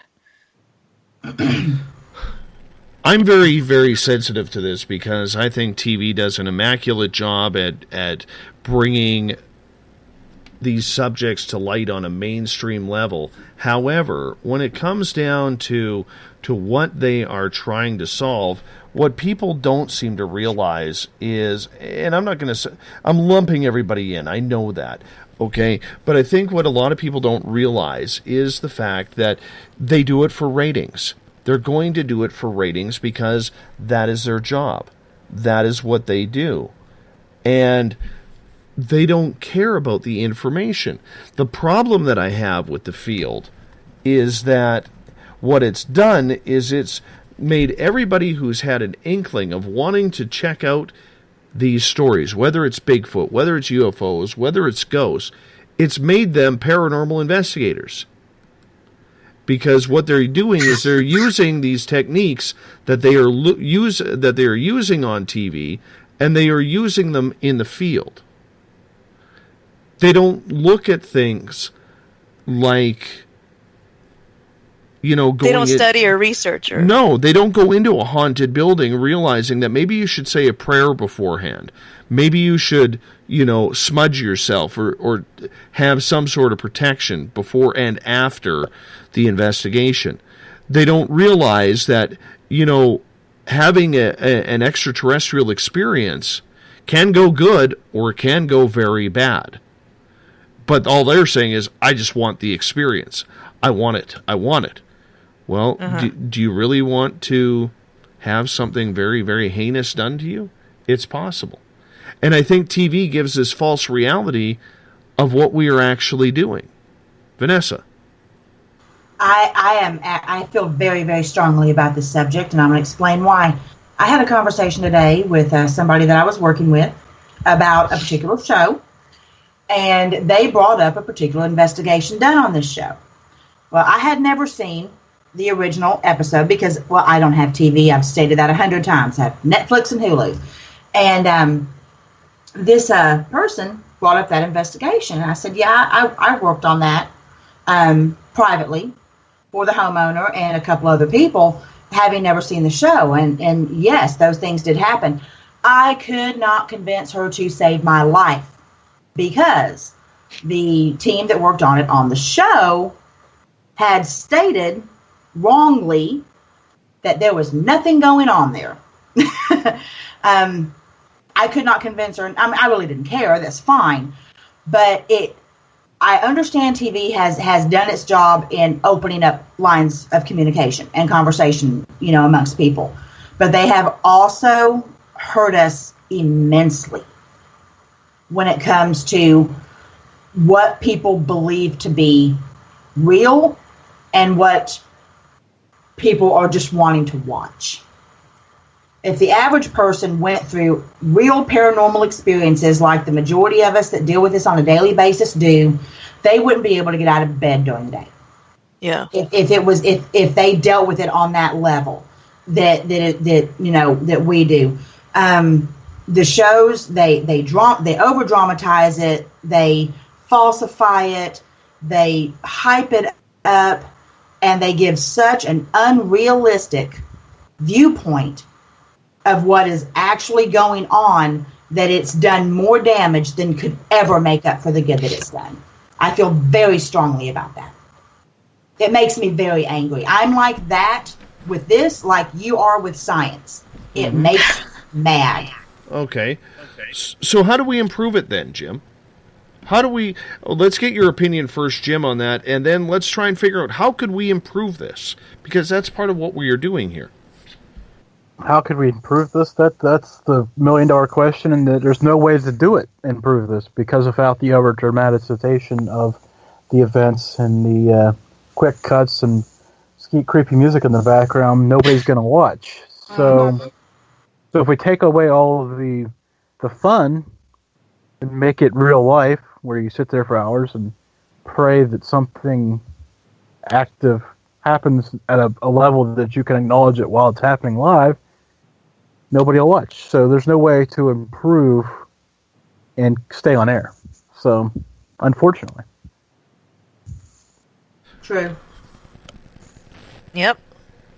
I understand. Like, it all comes down to ratings. Let's be honest here. In the end, it all comes down to what is paying the bills. Because, as we pretty much know, they sure as hell aren't paying the investigators very much. And that is pretty factual on that part as well. But the big thing that we need to understand is we need to allow ourselves to be more human and understanding that they aren't giving us what the true feeling is. And the problem is, with the tens of thousands of groups out there that have formed since Paranormal State and Ghost Hunters went on the air around 2005, what they've done is they've created an entire field that doesn't realize, for the most part, or had to learn the hard way for the most part, that this can be dangerous stuff. Yes. And that gets into a whole conversation about what I like to call in this show Pokemon Ghost, where we have too many people playing a reality game with thousands of dollars worth of gear, rather than actually trying to get evidence. The biggest thing, I don't know how you guys do it on your show, but the biggest thing is when I get a paranormal team who says, hey, we want to be on your show, we do some great investigations, my first question is, what do you do with your evidence? And when you follow that line of questioning up, it's actually amazing how many people cannot answer that question. They have no idea what they are looking for. They have no idea. They have no idea, what they're even trying to solve. And that's sad. Because, hey, at least they're conducting scientific research. Sorry. Right? Well, and what a lot of people don't realize when it comes to these shows, and I do, let me backtrack for a moment and say I understand why the shows do what they do. Because like Jim said, this takes days. It takes hours and hours to get this smallest bit of evidence. We all, because we do this, we understand that. The general public does not truly grasp how long it takes. They don't realize that when these shows are being filmed, these people have these same outfits, not the exact same one, but they have 3 shirts, 3 pairs of pants, 3 pairs of shoes, or whatever that looks exactly alike. This is filmed over days. There are hours and hours and hours and hours of footage that are cut up, chopped, pieced together, melded to make a 1-hour show, which is really about 42 minutes after commercials. So they don't understand that. The general public doesn't see that part of it. They just think, holy moly, they went into this house and boom, paranormal activity, and it doesn't work that way. It doesn't work that way. I want to get to Catherine's question in one of the chat rooms here, and she is saying, should we not be creating a standards list for investigations and follow-up that caters to multiple beliefs? Pardon? Catherine is asking, should we not create a standards list for investigations and follow-up that caters to multiple beliefs?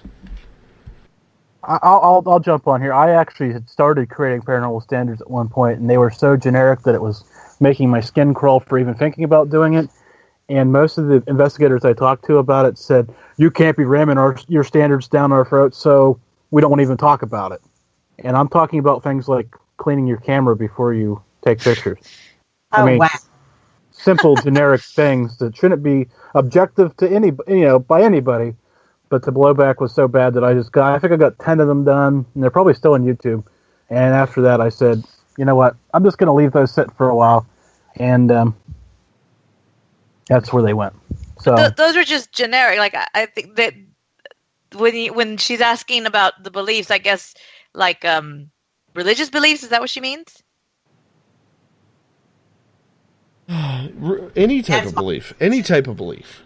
I mean, I think the biggest thing that the paranormal has is if people knew what they were trying to solve, we'd be a hell of a lot further along than where we are now.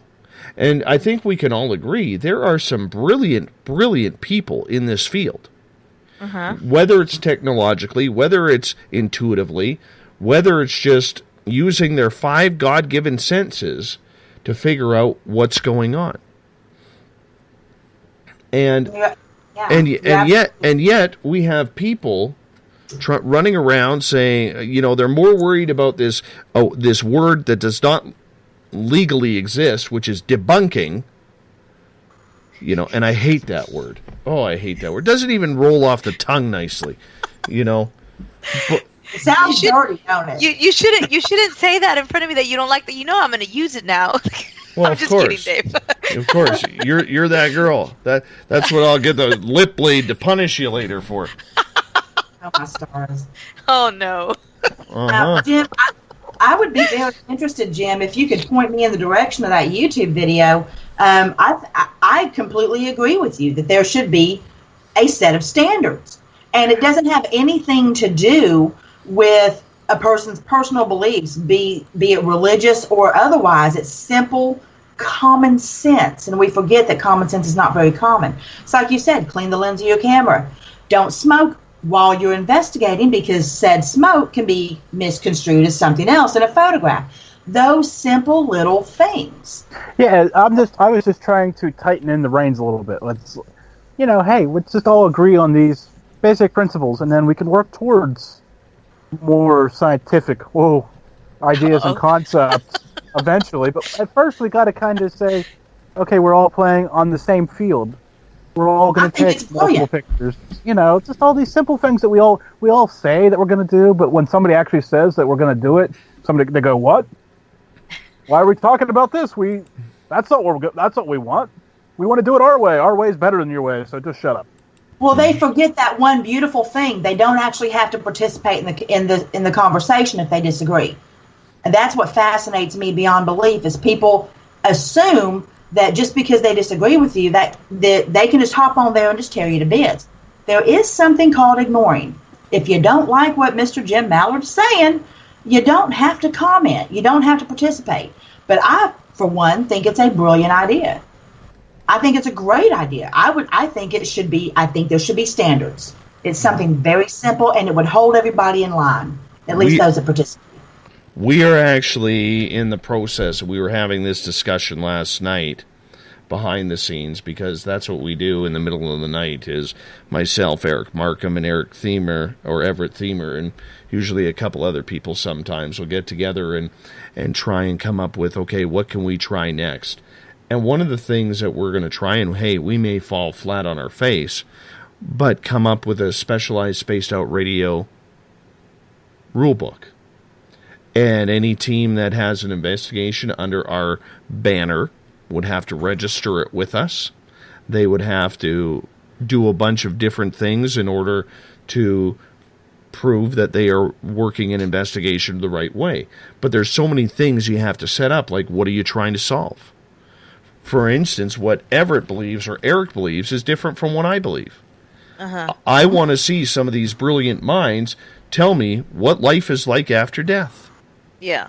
I really don't give a care about Waverly Hills. I mean, you hear these people, they get so excited, they're almost orgasmic, saying, oh, I'm going to Waverly Hills, I'm going to Waverly Hills. Wonderful. So you're going to prove that a haunted place is haunted. Now, hold on. I'm going to take a little bit of exception to that. Put your boxing gloves on there, buddy. I'm going to get my popcorn. Okay. I figured in my 45 years, I have done enough good deeds that I should be allowed to mark Waverly Hills off on my bucket list. Not so I can prove it's haunted, because as we all know by now, me, myself, and I here, I don't give a rat's patootie about proving anything to anybody. I do what I do so I can help others and try to find some closure. But you are different. You are different, though. Special flower, aren't I? But I am going to Waverly Hills in September, and she's excited. I'm not. Yes, I'm not slamming the institution. Okay, it's nothing. It's nothing about the institution. But we've all heard people. It doesn't matter whether it's Waverly Hills, Alcatraz, or something along those lines. Okay, we all see that. I mean, how many bloody asylums and ex-prisons and schools do we have to go to that are proven haunted because there's probably paranormal tourism around there to brag about, oh, guess what EVP, I got it at Alcatraz or Waverly Hills or along the beaches of Montauk or something along those lines. Give me some good stuff. Well, and keep in mind, the trip that I just had to Virginia, the investigations we did, the majority of those are on private land. That's what I would like for people to do, is start getting involved in their community. Start finding locations in their community or close by that aren't famous. I've done my share, so I'm going to hit a famous one, darn it. But... but do that. Try to help the people that are closest to you. Try to bring some closure to those people. It doesn't always have to be the big old hyped up places. And that's both times I went to Virginia. That's exactly what it's been about, was helping families. You know what I like about living way up north here? What? I love living way up north because the northern part of Canada, you got to realize, the majority, like 90% of Canada's population lives within 100 miles of the United States border. Okay? Everything north of that is all derelict, decrepit. Sure, there's some old towns. Okay? There's old towns, there's old rundown mines and mills and cabins and hunting shacks everywhere.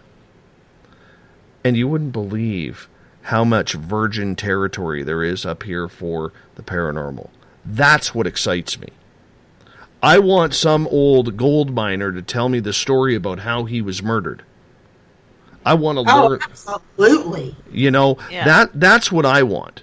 But going around playing Pokemon Ghost, Jimmy, I have no interest in that. But keep in mind that a lot of these teams, they do that they actually go and they ask the good questions, and they also want to find out what you said of how he was, how did he die, how was he killed, they want to get a good story, they want evidence. So it's not all of them. True. there are very few teams that I have actually had approached, Denise, who've come up to me and said and nailed everything that I would expect out of a paranormal team. The last one I had was Detroit Paranormal Expeditions just the other night, because I grill paranormal teams. I do. Oh. I have had on this show the most trouble out of all my guests. Paranormal Expeditions, yeah, they're awesome. Yeah, I mean, Todd Bonner runs a solid group. He really does. And Jimmy, if you haven't had him on their show, you should get Todd. That dude can speak. And they have an incredible investigation that they did at a Mason's lodge. Oh, my. Yeah, they just did that a couple of weeks ago. It's pretty incredible. So it's one of those things where I think if we don't, as journalists, I guess the way I'm looking at this, and I'll phrase it this way.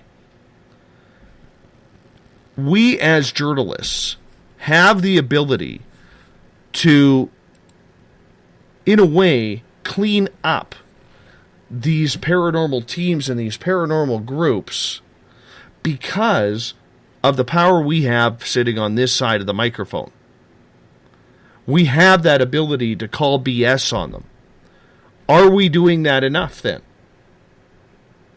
Jim, what do you think? Well, I think the problem is with the internet platform we have right now that they're just running out and sensationalize what they're doing. So we're just splitting hairs because they're going to take the believers group and there's going to be a core group of people that just say, yes, they're right. They've got all the ghosts. They're just being awesome. No matter how much CGI and extra audio they add to it, they're awesome no matter what that stupid radio host says. So we're just going to trust this guy over here who has bazillions of EVPs from whenever. Because that radio host doesn't know what he's talking about. Even though the EVPs often do sound like the guy that's talking, leading us up to them. But nevertheless, he's got bazillions of EVPs. True. So it's a fine line. And I don't know. I don't know what to do with that because I've seen it happen. I've seen people try to take on any number of people that are popping into my mind. And the sensational YouTuber with the ghostly encounters always seems to just ride off into the sunset unscathed. That's true. Sadly, a lot of the viewing public doesn't know a lot of the tricks that some of these teams, both on TV and off, do. And that's because nowadays with the technology, which was that's going into my second question, but I won't say it yet. But yeah, because it's so easy now, but it's just it's going to happen. You're going to have people that don't do that. They're going to have people that they don't fake stuff. They don't fake their evidence. They put out, they have a little bit of evidence that they put out and it's not fake. And then you have others that do, they have the CGI and they have, so it's just, how can you get rid of every single bad apple? You can't. And part of that is it comes back to TV entertainment because that's what they see on TV. So they come to YouTube and that's what they want to see. And truth be lost. It doesn't matter. They just want to be entertained and they want to consume that, and that's what they're there to consume, and they find it. Well, I mean, we look at some of the regular TV shows that have been on in the past 10 years that aren't even paranormal. Look what people are watching. I'm absolutely amazed by it. Look at the type of people that we as Americans want to make famous. What's that girl that was on that one talk show with that doctor fella? And she's all, I know, I can't even say it, Denise. Don't even make me say it. I can't do it. Okay? Because I think I'll vomit a little bit in my mouth. That word is banned on this show, just so you know. Banned. You want to get hung up on? That's the quickest way to do it. Just say, my God, that girl needs a spanking. Oh, preach. But look at what we make famous. That's what amazes me. I will say this to any of the viewers or any of the listeners that are out there that do watch certain things on YouTube or watch certain things on TV. I ask one thing of you, just one. When you're watching these shows, if the EVP recorder does not leave the hand, if you can't see the EVP recorder in the hand being held still or laying on the ground or laying on a flat surface, please turn the channel, because there's something very simple that is being done that's called rubbing. And what they do, you cannot see it if it's in the dark. So please keep an eye on that EVP recorder. You can very slightly rub your thumb against the side of the EVP recorder, and guess what? You've got an EVP. You gotta whisper or something, yeah. Yep, you sure do, because you can't hear it when it's being done, but it comes out loud and clear when they do the playback. It's those simple little things that people don't realize they're being duped. Mm-hmm. Yeah. Denise, let's get to your second question of the night. Alrighty. Put it back up. I don't know why I put it away. Alright, let me get to my question. Where did it go? Okay, it was technology. I have it memorized. I'm not even going to read it. It was based on technology. Now, with the way, technology is, you could do so much with it. It just keeps improving and getting better and better and better. But what people can do now with a lot of that is fake evidence, like we were saying. There's CGI that looks so real. There's just so many things that they can do now. With recorder, like Vanessa was saying. There's different ways you can fake an EVP. Do you think that with technology getting a lot, being able to do more things, what has that done? What has it done for the field? I mean, obviously it's helped in some ways, but what do you all think about that? I think it's sad that anybody has to fake evidence. Yes. I mean, if you need to do that, and this is where, getting back to Jim's question earlier, where he was stating that a lot of people out there, are so concerned about what's happening on TV, they aren't listening to the real investigators. They aren't listening to the real reporters or the real radio shows or anything along those lines. And for a while there, everybody was getting a television pilot. Everybody and their dog has trying to get that TV pilot, and they will do whatever they can in order to get that. If that means faking evidence to make things look a little bit better, hell, why not? If somebody's going to offer me $100,000 because I have a perfectly CGI'd and edited photo of a UFO or an alien at my bed or anything along those lines, damn it, I'm going to take it if it makes me look good. And unfortunately, there's too much of that attitude going around. And it's got to be frustrating for those people that are in the doing honest work. It's got to be hella frustrating for them. Because extremely frustrating. Yeah, they're doing this honest work, and they're never going to be taken seriously. So, Jimmy, what's your thoughts on that? My thoughts on... I'm sorry, I got lost in my little comment there that I made about everybody at one point or another, back especially probably right around 2012. Everybody sent me an email, hey, my show is coming, can I get on your show? Because I've signed with somebody. Nobody ever knows. Nobody ever named names. They've signed with somebody, and they just want to start promoting it now. And who did you sign with? I can't talk about that. Well, how can you not talk about who you signed with if you're promoting your show? When's the show going to air? Oh, we're still working out. I said, when you get an air date, you come back to me. Well, I'll cancel whoever and have you on. And you can imagine how many people I had to cancel because this TV star was coming on. That's sad. See, that's where I'm lucky. That's where I'm lucky being in Canada, because there are literally no Canadian national television programs. I'm sure there's one or two out there, but when it comes to the paranormal, there really aren't any of the high quality. Sure, there's some in local areas, but on a national scale, it's something that has never really taken off. So, but I have got it from American people. I've probably had 10 to 15 over my time, and I haven't been doing it as long as Jimmy has. You're old, Jim, just so you know, even though I'm older than you. But, that's just the way it goes. Yeah, it's scary, especially back when they were, they'd sign with this is going to get me in trouble, talent management group, and they'd go speak at a few events, and they've got their show lined up and putting their book together, and boy, the world is their oyster, and they're just going to take it all in and be great. And then 6 months later, you don't hear from them again. What happened? Where did it all go? Where did the book? I'm still waiting for the book.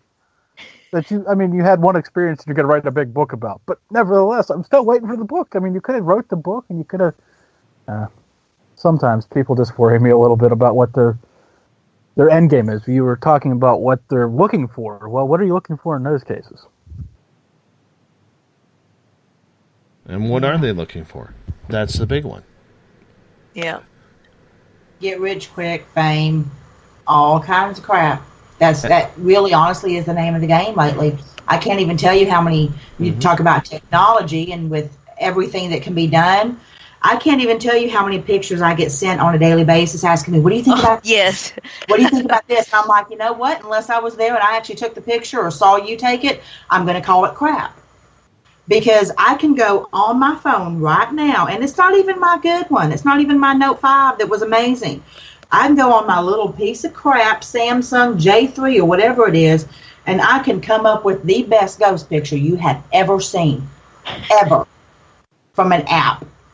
So unless I was physically there or can at least have some confidence in whoever took it and know that they're not trying to fake it out, automatically it could be the best picture ever. I'm going to call it crap. See, and that's the thing, and I understand why. I feel the same way. You know, when somebody shows me a picture, I'm like, oh, I don't know, because that's that doubt. You know, like, well, I don't know if they faked it. I don't know, and it's sad because what if for the that one time out of 10, that one person that's showing you that picture, they really did go through it, and it really did happen, and they're not lying, and it's somebody that's just an experiencer, just somebody that lives, and they're not, they don't even have a team, they're just, a normal person, goes to work every day, and they show you a picture, and it's honest, and it's got to be frustrating because then those situations they get doubted as well, and it's sad. Absolutely. But you also have to have some type of expectation for that. I mean, I have a fairly phenomenal photo I took myself at the Crescent Inn Hotel in Eureka Springs. One of the best pieces of evidence I've ever seen, and I took the darn thing myself.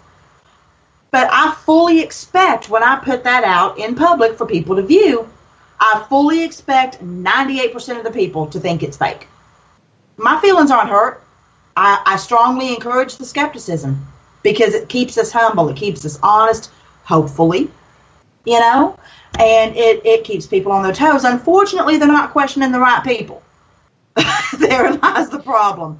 But I do expect it. The teams I work with, when they post their videos, and one of the teams is in England and everything they post is live, we still expect people to question it, Yeah. And it's just par for the course. I mean, and that's another problem that we have in this field is people can't take criticism. They can't take questioning, I take questioning and criticism all day long. You try to bash me without evidence or any type of proof, I'm going to come after you like a wolf. Hide and watch. But if they have a valid question or are questioning what I do and wanting to know the process of it, and not being malicious about it, I'll explain it to the best of my ability and hopefully well enough for them to understand. Same with any type of evidence. A lot of teams don't want to do that. The second you say one word that you're blocked, they won't talk to you, and all of a sudden you're a pariah. And I'll get it. Yeah. And that's the thing. I think a lot of times teams don't want to share their evidence. Oh, that makes me mad. Yeah. I mean, I don't know why. It's like, why not share? Why not, share what you got? See what this team got. They went to the same location. Compare. See, did you all get anything that's the same? I think the field would be better if more people shared their evidence. I've got the answer to this, though. This is the old guy speaking here. Okay. Well, the young old guy. But anyways. It's because people were stealing evidence all the time. So people just started playing it close to the vest. And they can't share anything because, well, somebody else, they just got rampant where people were, look at my new EVP, and it was not even theirs. Or look at this cool video clip, and it just So people said, you know what, done sharing, because if that's how it's going to go, that's how it's going to go. So that's what happened. And it really, like, about the time that the thing is, people suck everywhere. That's the thing. Somebody always has to ruin it with trying to share evidence. Someone's got to ruin it. School me though. How does that work? How do they do that? I mean, are you saying that they steal it off of YouTube? YouTube, the websites, anywhere they could get their hands on it, and then they'd post it up on their website and say it was theirs. And what can you do? Well, one of the teams that actually both of the main teams I work with, but one of them especially, Gwen with BPI there in Virginia, she keeps every single minute of footage, every minute. Even if she doesn't post it, she has the originals of absolutely everything, even the stuff that would end up on the cutting room floor. So if she was to find out that somebody had stolen her footage, that's a legal claim right there. Yeah, that's a legal claim, and she could back it up with the original footage. If you're willing to fight it. Oh, I would, in a heartbeat. Do you have the money? A lot of people don't. I have friends. Don't mess with me. I have friends.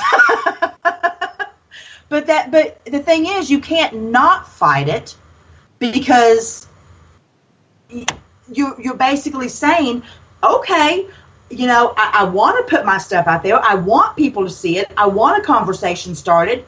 But if somebody tries to take it from me, well, you know what? I'm just going to back down. I'm just going to back down. The good thing about that, though, if you put something up on a website now, if somebody tries to steal it, Google's gotten real good with them. But then again, if they're really good at it too, they can take the footprints off of whatever it is that they steal. But I mean, mostly everything, like whether it's... I'm going to get you to hold on with that thought, Denise, because we are going to hop out for our final break of the night. It's the inaugural episode of The Reporters tonight on Spaced Out Radio. I am joined by Jim Mallard from the Mallard Report, Denise Garcia from Phenomena Encountered, and Vanessa Hogel from some rabbit hole show with Mike Ricksecker. Mikey Ricksecker, good dude there.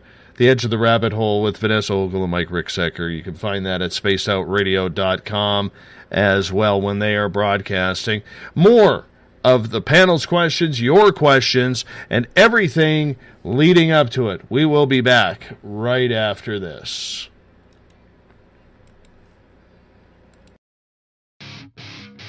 The SOR Sightlines is a place for you to find answers to your strange experiences. Hi there, this is Mike Schmidt. If you have had an encounter with ghosts, UFOs, Bigfoot, ETs, or anything else that doesn't make sense, head to spacedoutradio.com and file a Sightlines report. All information you give is 100% confidential, and I will personally help you find the answers you need. SOR Sightlines, your answers are a click away. Have you got your Cosmic Passport? If you need one, tune in to Cosmic Passport on Spaced Out Weekend. This is Elizabeth Anglin, ET experiencer, spirit medium, and host of Cosmic Passport. Each weekend I'll be bringing you interviews and support from other paranormal experiencers, and the best in intuitive spiritual guidance from across the globe. It's all happening starting at 9 p.m. Pacific Time, midnight Eastern, on spacedoutradio.com. Hi there, I'm Butch Witkowski, lead investigator with U4COP. On the final Monday of every month, you can listen to me and host Dave Scott on Spaced Out Radio's Strange Days. We're going to get to the heart of the matter when it comes to what's happening out there. People are seeing and experiencing things from ET contact to Bigfoot, and I want to hear about it. Your experiences are what we investigators need to help solve these unknown mysteries. So tune in at spacedoutradio.com to the final Monday of every month from Butch Witkowski's Strange Days. Visit purpleplates.com today. For over 40 years, the Purple Energy Plates have been delivering amazing results for their many customers. Inspired by the great genius Nikola Tesla, the harmony, healing, and energetic effects of the plates have proven over and over to be beneficial and often miraculous to thousands of customers. With their money-back guarantee and the many benefits, how can you afford not to get one? Check their site for daily specials and choose from their many energy products. You won't be sorry. Visit them today at purpleplates.com for mind, body, and spirit, and expect a miracle. This is your medium, Joanna, from Spaced Out Weekend, 2 mediums and a large.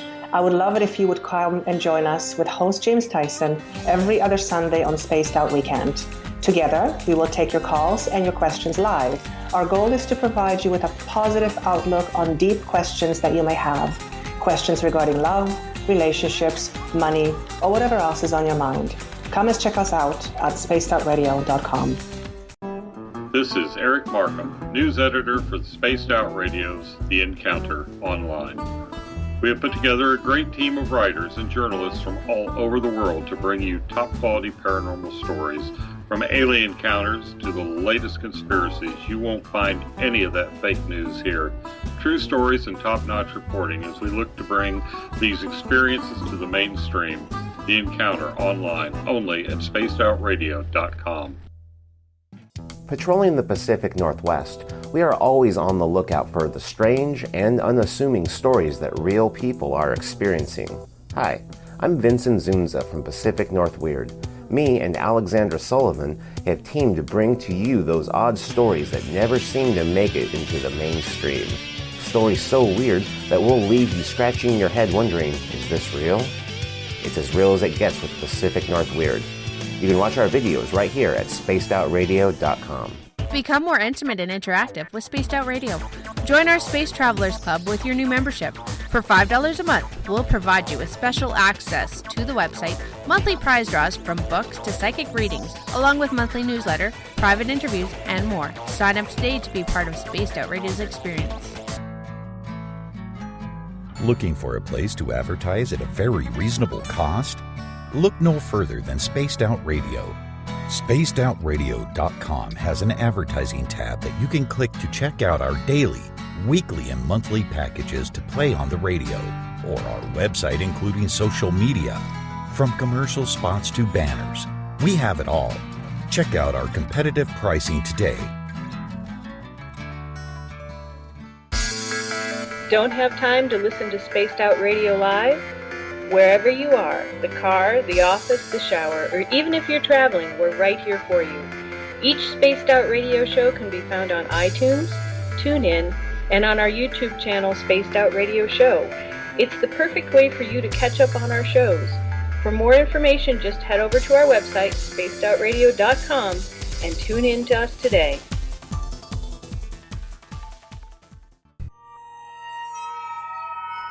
You hear footsteps in the empty room above you. A rocking chair begins rocking by itself. Don't be afraid of the things that go bump in the night. Reach for Spirit Storybox, the iPhone app the Huffington Post UK called the only ghost hunting app you will ever need. Spirit Storybox. The spirits are telling their stories. Are you listening? Strange creatures lurking in the night, the sounds of wood knocking in the forest, odd happenings right out of a fictional world. These are the reports I love. Hi there, this is author Ronald Murphy, and I would love it if you join me and Spaced Out Radio host Dave Scott the second Wednesday of every month on our journey into the unknown land of cryptozoology at spacedoutradio.com. From Mothman to Frogman and everything in between. Hey, they don't call me the crypto guru for nothing. Did you know that Spaced Out Radio runs 7 days a week? Hi, it's James Tyson from Spaced Out Weekend. Every Saturday and Sunday night, starting at 9 p.m. Pacific, midnight Eastern, you can join me and my guests for some great chatter about what's going on out in the universe, or even in that dark part of the basement you really don't want to go back into. Well, let's find the answers to your experiences together. So come on up to Uncle Jimbo's cabin on the weekend. For more information, look us up at spacedoutradio.com. The views and opinions expressed by tonight's guest and topic of discussion do not necessarily represent the official policy or position of Spaced Out Radio, Spaced Out Weekend, Spaced Out Radio Limited, its hosts, syndicated carriers, or anyone associated with this broadcast. You're listening to Spaced Out Radio with Dave Scott.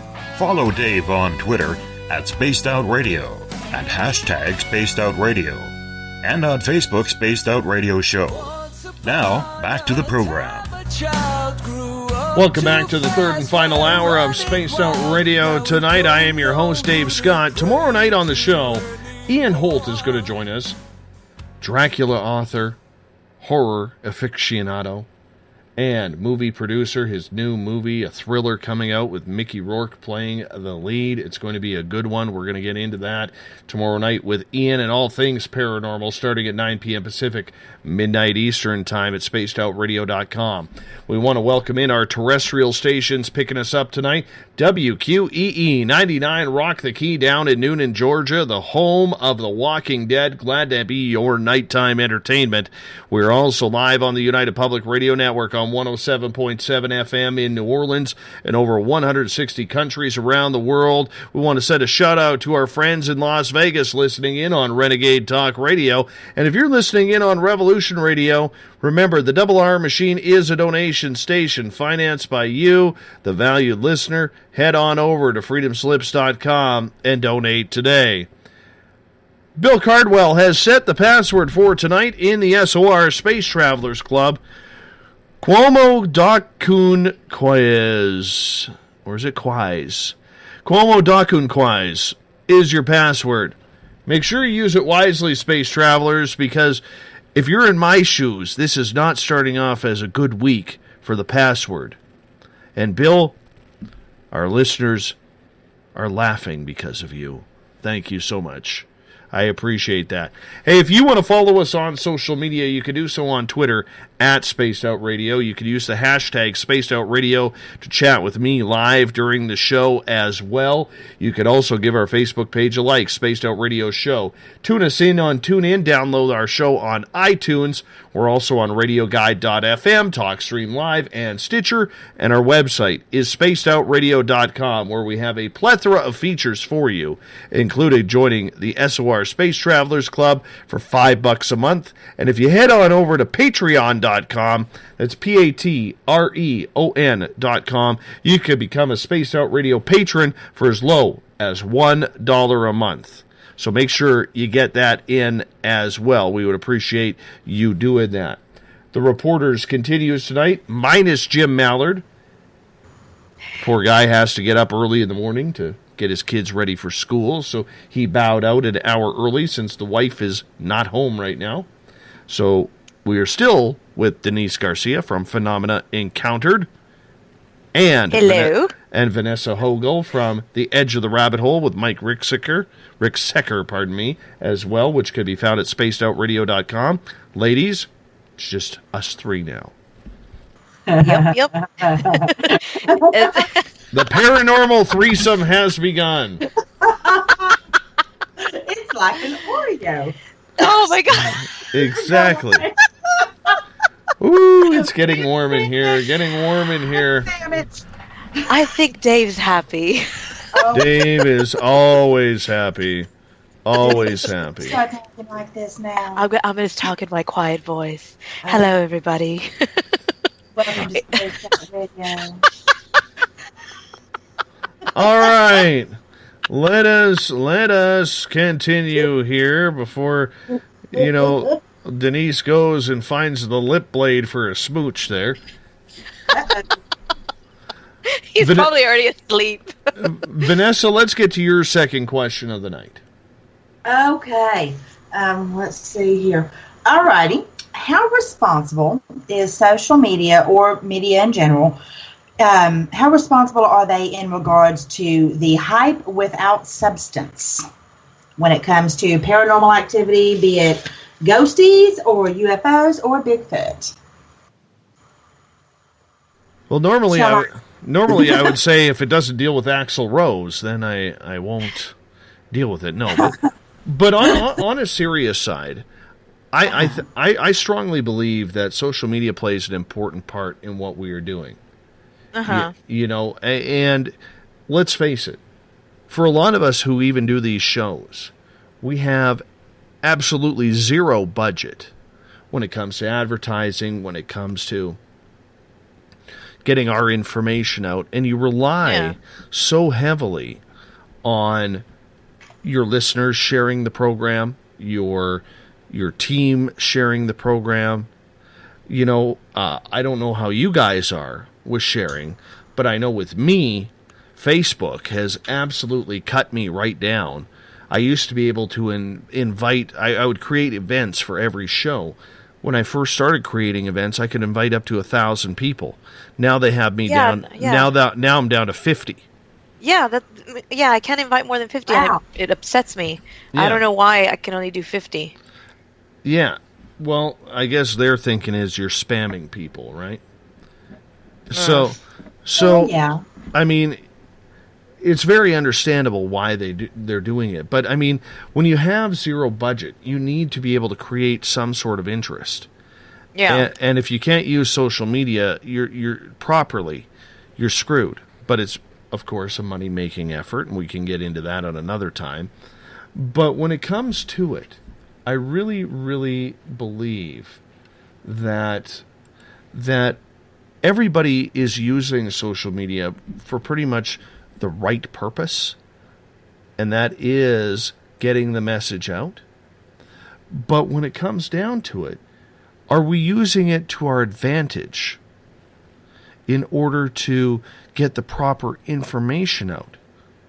Because we're so quick to jump on social media. Oh my God, guess what I just saw? Or we just had this happen. Or quickly, I got 140 characters and I got to get this tweet out in 3 hashtags as well. You know, what I want to see is, and what we're trying to do is we're trying to direct people away from our social media page over to our website, where we could say, look, if you go to our website, you can find this story here. You can find this information here. You can find what we are doing on a nightly basis here, because it's easier. Yeah. What do you think, Denise? Well, yeah, what you're saying, I agree with you. You know, social media, I think it's important because that's how the word is spread. You know, what you're doing, what you're, you know, the shows, everything that you're about, everything that you're trying to do. You know, and let's face it. I mean, you know, like for example, me, I have more listeners that are not here, like from everywhere else. So I need social media to get the information out there. You know. And so, you know, it is important, but you do have to be careful with, because I know in the question that Vanessa was asking is how responsible is social media in regards to hype without substance? Well, there is a lot of that happens, but I think it's more important to use it, to use social media to, you know, get the information out there and just sort of be careful about sharing, you know, sharing stuff that, you know, hype without substance. You know, you have to be careful. You have to read everything. You have to, you know, like, for example, there's sometimes people they'll share something and it's fake news and they think it's real, you know, and they just didn't read the entire article, or they didn't go to the very, very bottom and it says, this is a satire, you know, news website, and had they read the entire thing, they would have seen that and they would have known, oh, this is BS. You know. Oh, you mean like from the Onion, they post it like it's fact, right? Yeah. I'm still astounded by that. Yeah. Yeah. Or a lot of these, you know, rip so and so, you know, an actor or actress that they think, oh, you know, they see somebody posting it, so then they post it, and if you see something like that, if you see, you know, rip.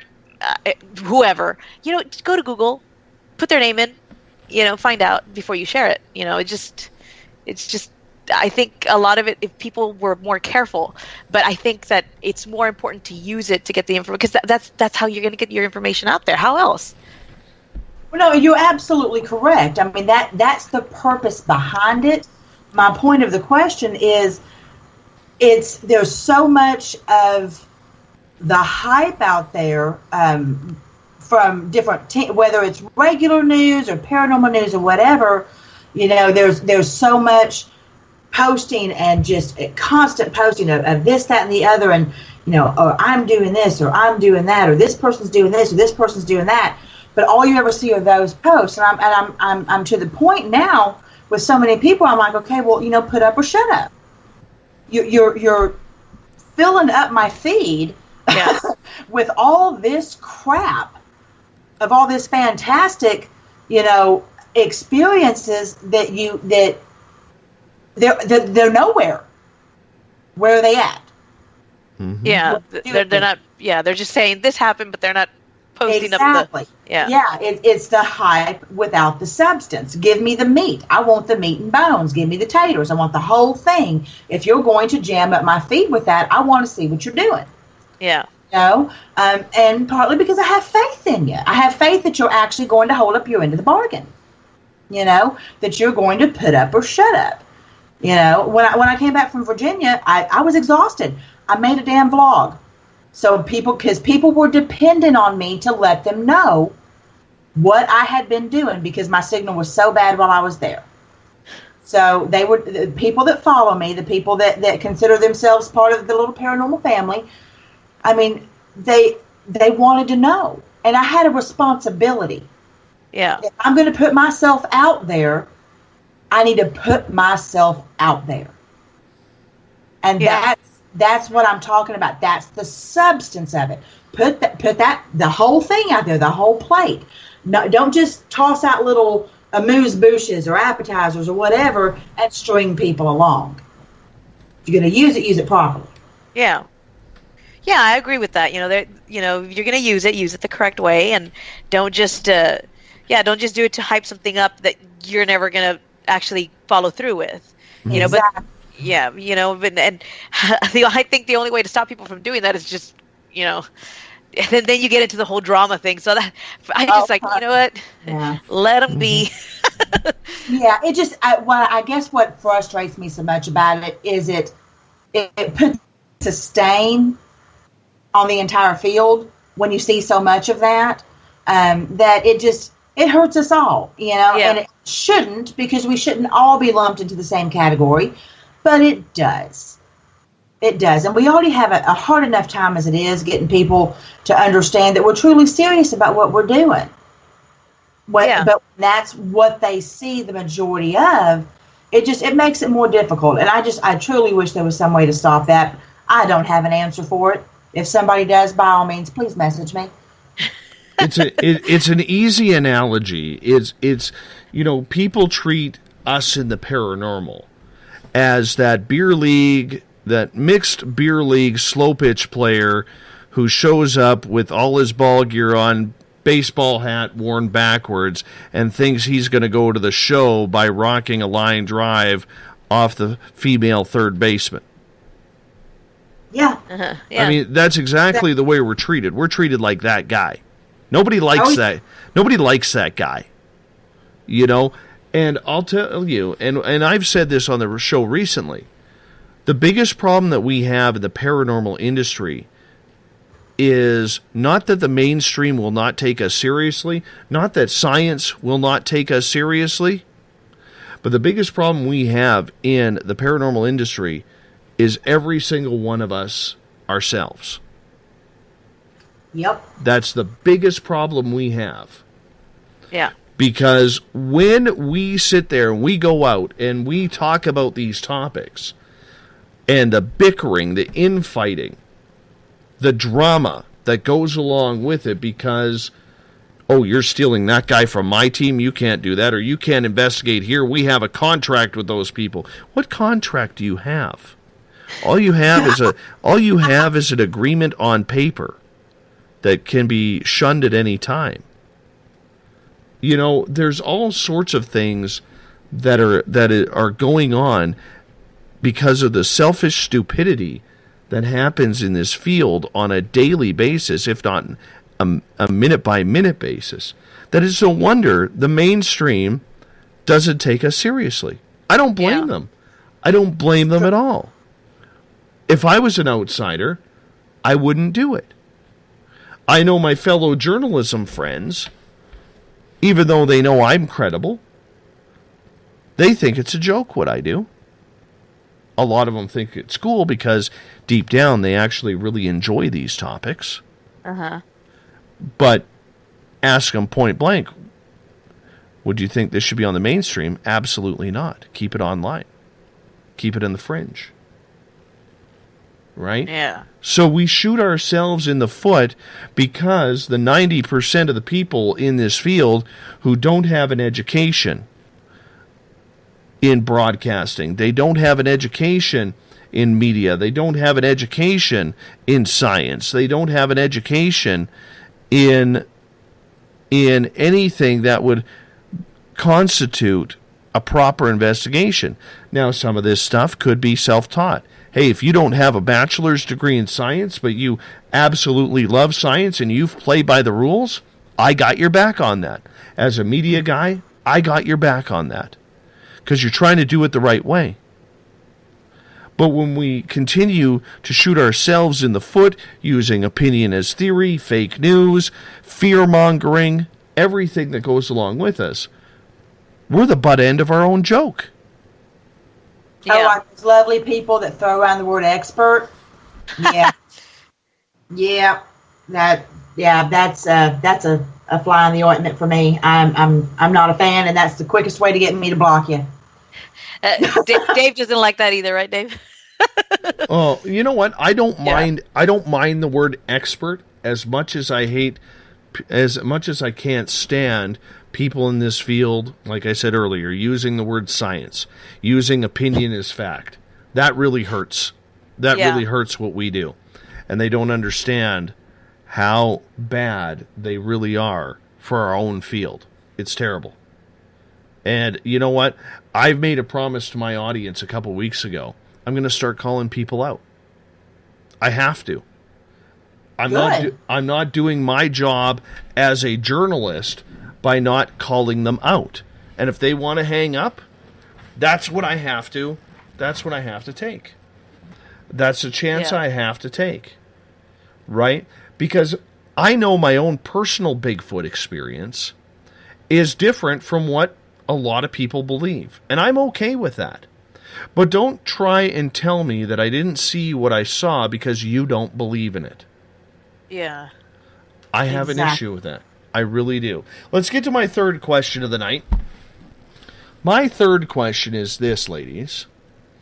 Do you find that researchers today have kindly taken people's experiences and downplayed them for any sort of relevance in their own personal research? Huh. I actually haven't. I have to be honest. Downplayed it. Like, I'll give you an example. There's one ufologist out there who's very famous. I'm not going to mention his name. He does not believe the personal experience, although he likes hearing them, are worthy of his research or of ufology research anymore, because we know about the experiences people are having, and now it's all about trying to find out what the government knows and disclosure. Okay. Yeah, so in that case, I could see that how that would be downplaying a person's personal experiences. Yeah, but I don't think it happens. Well, I haven't personally seen that happen a lot. I've actually seen the exact opposite happen. In all honesty. Really, because I'll tell you, the reason why we've been able to garner the audience that we have on this show is because people are looking for that place that actually caters to the experiencer and the experience. And that's the reason why we've been doing it. And we've had success with that. And yet a lot of other shows, from what I've heard, and other researchers that I've talked to, they've told me point blank, they don't feel that the personal experience is very relevant to any sort of scientific research anymore. Well, you have to look at it, if you don't mind me jumping in here just real quick, Denise. When you're talking about the different areas that we discuss, where we've talked about paranormal activity, we've talked about the Bigfoot experience, we've talked about UFOs. Those separately, granted, they're all considered phenomenon in one way or another, but they are viewed completely different in the eyes of the public. You can have people who believe in Bigfoot, do not believe in UFOs, do not believe in paranormal activity, as you can have with the same thing with UFOs. They don't believe in the other two. Paranormal doesn't believe in the other two, or somebody believes in all three like myself. Paranormal activity, because it's become so mainstream with a lot of the shows out there, it is more widely accepted and more sought after for experiences. People want to know, they want to believe, even if it scares them, they want to believe for the most part. When it comes to Bigfoot, I believe. I do. A lot of people don't. When it comes to UFOs, I believe. Seen it with my own two eyes. So is my son sitting right next to me. But a lot of people don't. So in those two areas, you're going to have people that might find the experiences interesting, like you said, to listen to, but they're not going to give them any credence. Denise, before we go any further, Uh-huh. is it officially your birthday? Yes, it is. Happy birthday! Thank you. Yay!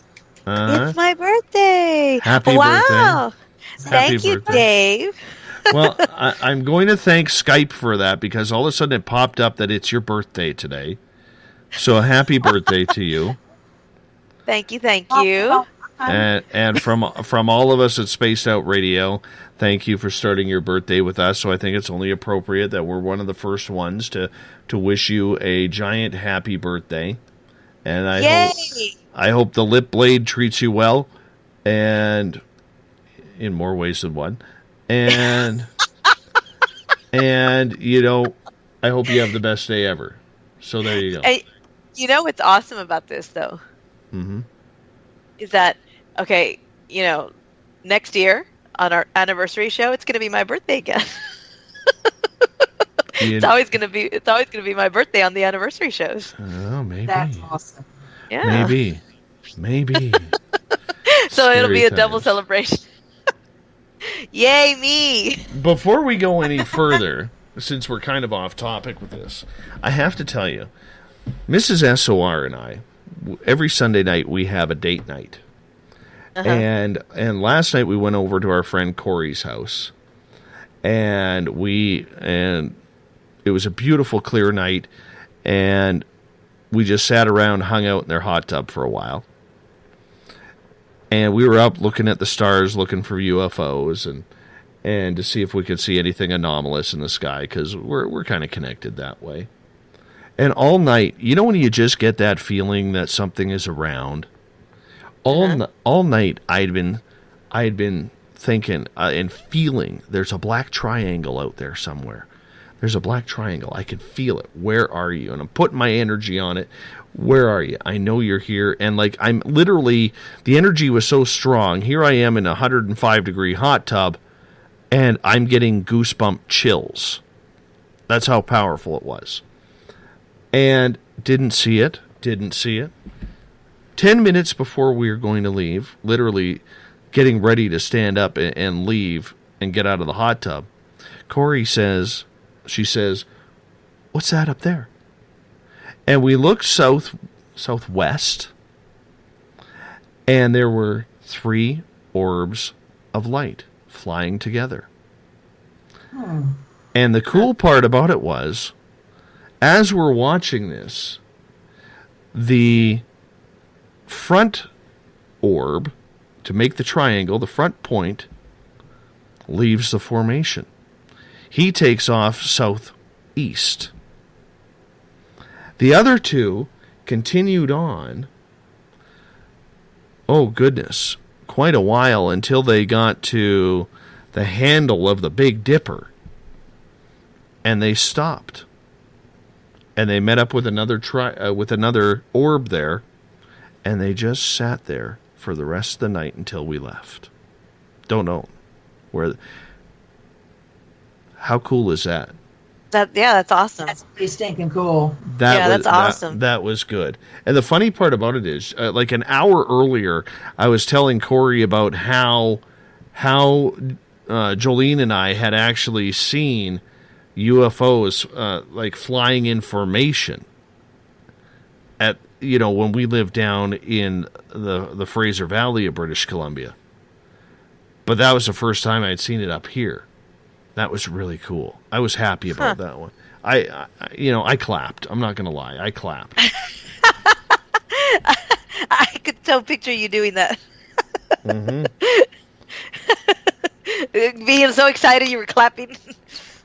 Absolutely. Absolutely. That was pretty much... So there's my UFO story that I had from last night. And now Robert White, Aussie Rob from Australia, is saying in the chat room, that would be Carl that broke off, because damn Carl. Carl, where are you? Carl's the... I named the alien at my window Carl. So now everybody, when they start talking about Carl around these parts, they're talking about the alien that was at my window on April 20th, 2015. Huh. April 20th, 2015. Yes, that was fun. That was wow. fun. Now, Dave, I have a question for you, just because of what you just brought up. Sure. And I don't know if y'all see them there, but we see them a lot here. I didn't really see any in Virginia, but I see them a lot here in Oklahoma. I guess kind of a phenomenon. The white streaks in the sky. Not from planes.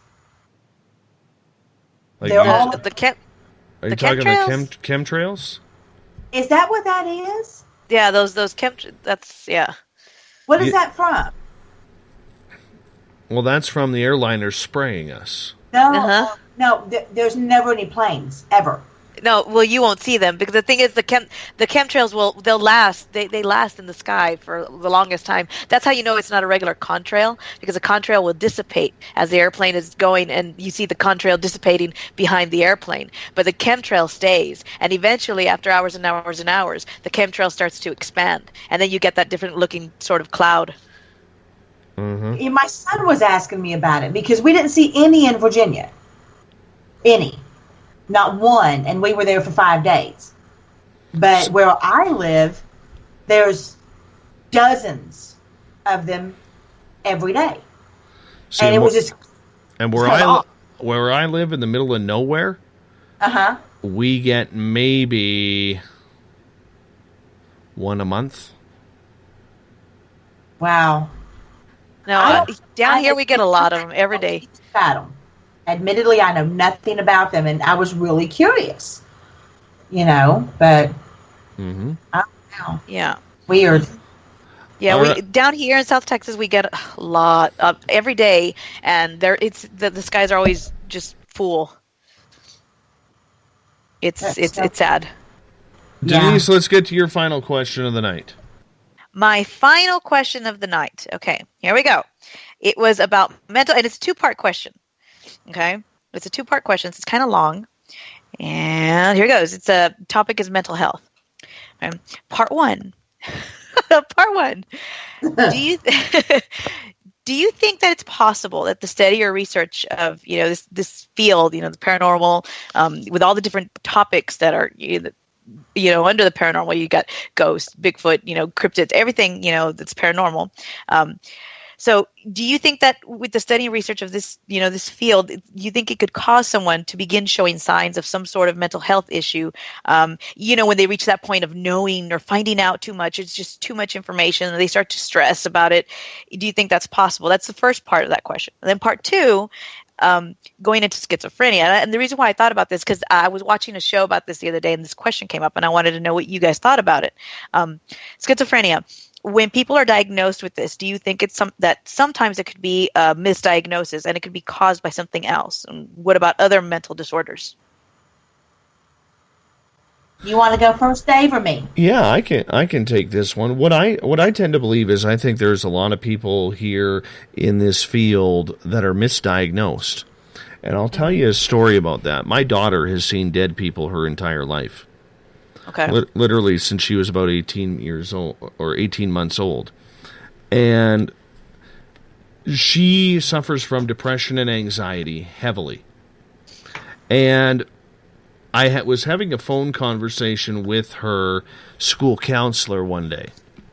And I accidentally brought up the fact that, has my daughter mentioned that she sees dead people to you? And the counselor immediately says, "Oh, that's not good. We should look at getting her some help and on some medication right away." And I said to the counselor, I said, "No, actually you won't. This is something that has happened with our family for a long time, Therefore, maybe with your education, you should actually do some studying on these topics rather than trying to throw kids on drugs. Yeah. And the phone went silent. So the whole point that I'm getting at is, I think there is a whole, with the younger generation especially, I think that are not going to church, that are, let's face it, church is out of style. Okay, it's not making this a whole religious debate. At least up here in Canada, for the most part, church is out of style. There's a lot of people who still go to church, still believe in church.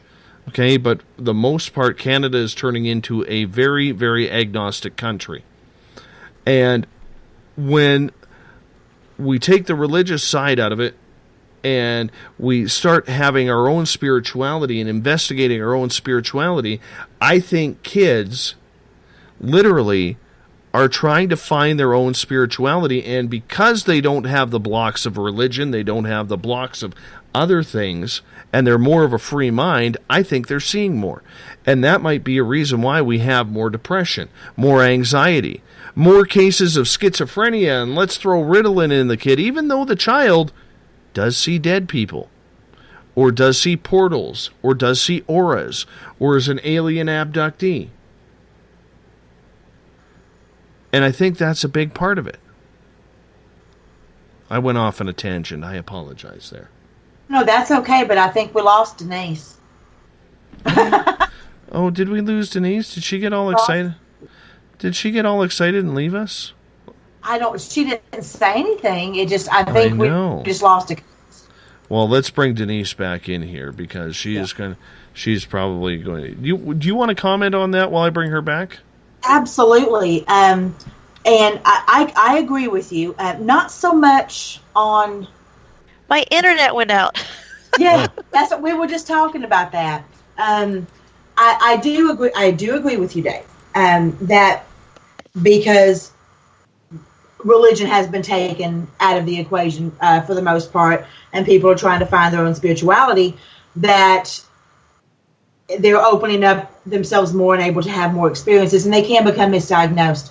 Fact is, if you go back and you look through history, religion or not, anybody like myself or anyone else that has any other paranormal abilities, whatever you want to call it, it's been proven that we have been institutionalized since you could institutionalize somebody, since you could stone them to death, since you could burn them at the stake, since you could do any of that. Ostracized really is what we've been, and that's changed. It's gotten less drastic than it used to be. However, because we are becoming more open now, my own child is the same way, because we've become more open now and we're talking about it more. It can still happen on a smaller scale. They're not going to throw you in the hospital, but like you said, they'll put you on meds. And that happens if you don't have a support system. Luckily, your daughter and other people that I know that have children that are also, special in the ability department, they were their child support system. And because you have that support system and you were that for your daughter, that horrible thing that would stifle her didn't come to fruition.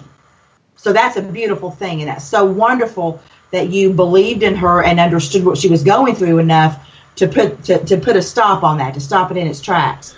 But yes, we have been institutionalized forever.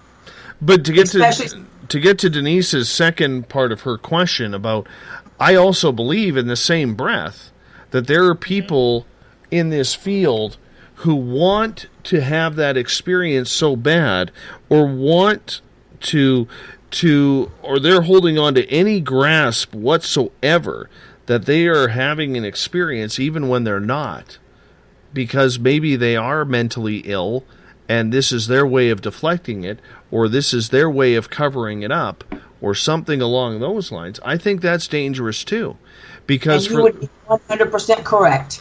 Because those people have no control. They think they're in control, but when you're inviting in spirits or aliens or ghosts or whatever it is, and you don't know what you're doing, you don't know the danger that you're getting into. A lot of people will laugh, but I'll tell you, I prepare myself, and last week I got hit. I went on a ghost hunt at the museum where I go, and I was telling those ghosts, I went around telling the ghosts that this is what's happening, because I'm putting on some ghost tours there. We went into one building. I walked into this closet. This closet can be no thicker than 1.5 feet, 18 inches, maybe 2 feet. I walk in there to put a K2 meter in there, and I immediately got hit. My head started hurting, and I got sick to my stomach. So imagine what that is doing, situations like that is doing to these people who are mentally not right. Yeah. And they are calling in these spirits. They are calling in these malevolent extraterrestrials, and they're having real psychological problems. And they're misdiagnosed because of what they did and mainstream not believing it. It's dangerous. You're absolutely correct. And I mean, I can use myself as a personal example on this. I know what I'm doing. I do. And I know how to shield. I know how to guard myself. I know how to cleanse. I know how to sage, all that good stuff. I am more than qualified to do what I do. However, even me, with the decades of experience that I have, I can still get jumped. And you knew about the past time in Virginia. It happened this time. Not to the worst scale that it did then. But it happened in front of Ryan Jones and in front of Dennis Heslock. And then the team that I was there with, it happened in front of them. And there I am, according to them, laying on the ground screaming. And look how long I've been doing this. So if you don't know how to separate the two, that's the kicker. You got to be able to separate the two. If you don't know how, situations like that will make you nuts. Yeah. Yeah. If you don't have a psychological reason for being that way, you're going to get that way in a hurry. I think it's possible as well, because you get people that they start to experience these things. They don't know how to handle it. They or even they feel like they know too much now, or the information is too much for them to process. And I mean it will make them go, bonkers. Yeah. I mean, I have spiritual activity happening in my home right now. It's been caught on video so many times, doing a vlog or on a different show, and I know it's here, and I am choosing to ignore it, and they leave me alone. I know it's here. It's not harmful. It was before. It's not now. But until I can figure out what is needed, then they are just going to have to wait. And so I go about my daily life. I make dinner. I go to work. I walk my dog. My kid and I chill, whatever, play Skyrim. Who knows? But they are not in my mind. Therefore, they have no control over me. Not everybody, but it took decades for me to get that separation. And that's what frightens me, is when people go out there and they want to have these experiences, and they don't even want to have the good ones. They want to have the nasty ones. Yeah. So they'll walk into a place. I dare you to hit me. I dare you to do this. Don't dare. Just do Mama Nessa a favor. Don't dare. Okay? Because you might get what you ask for, and it's painful. And that's what frightens me, is you have these people going in that seriously have no idea what they're asking for. Yeah, they've never, they've never had to deal with it before, so they don't know. They don't know, and they soon will. They'll find out if they're asking for it. Yeah, and hopefully they can ask for it. I've known people who have went through some pretty rough things and had some pretty bad things happen to them, and it changed them forever. Yeah. And I don't think people realize how bad it can get. I agree. But whose responsibility is that? Whose responsibility is that in order to teach these people that there is something more to this than whatever they believe? Because, pardon me for cutting you off, Vanessa, the only way I see this being solved is people, whether you're prepared or not, you have to learn the hard way. Yes, that's exactly what I was going to say. Nobody is responsible for me but myself. I have nobody to blame or congratulate when it comes to what I do. If I am going to do something stupid, I can't blame the results of that stupidity on another person. I cannot do it. I'm an adult. I'm a grown woman. I'm making these decisions myself. And I hate the fact that people, they do want to put that blame on there. You're adults. If my son, the only reason he went with me this time was because he was old enough to really understand that he had to listen to us. There were no questions whatsoever. If we said do something, you did it right then and there. He could follow directions. People, who take young children into these horrible locations, I will never for the life of me understand that because of attachments. But for adults, you're responsible for yourself. And you have to understand that and be willing to accept the consequences and maybe use your brain a little bit. Don't do something stupid. Yeah. It's true. But, and that's okay. That's already getting into, the individual themselves. Like they're the ones making the bad decision. And like you said, it's their own fault. They're the ones, and they're going to learn the hard way. But then do you think, regardless, if they end up doing something to themselves and, they end up with some sort of mental disorder because of that, it could be that then they get misdiagnosed. Maybe they don't have a mental disorder. Maybe it is just an influence, some sort of paranormal influence or something, like that was what the question was. Do you think that it's possible that somebody, could be possessed or something and then they get diagnosed with schizophrenia or something? Absolutely possible. Yeah. Absolutely. And the reason I came up with that question because I was watching something on YouTube on that about the video was about an hour and 20 minutes long, and it followed the story of different people. And one of them was it was sad because it was a girl. She was a teenager, and she was taking medication. She had been diagnosed with schizophrenia, and it really wasn't working the way it should have. And then finally, the mom had an exorcism done on her, and she was fine afterwards. Mm-hmm. And that's one of the things that you'll find, and just through different things that I've looked into over the past decade or so, is you'll find a lot of those cases, and please nobody get offended, but in extremely religious families, where they're more willing to accept that there is something mentally wrong with their child than they are the idea that maybe, just maybe, there might be a paranormal reason behind it. And so they run the entire gamut on different treatments and medications and hospitalizations and therapies and this, that, and the other, only to find out what you just stated worked just dandy. And that's not in every case, but it's in enough to question. It's in enough to make it a very valid question that deserves consideration. Of course it should be. It absolutely should be. But until the rest of the people who are getting the degrees and making these decisions on people's lives start to open up their mind, we're never going to have that.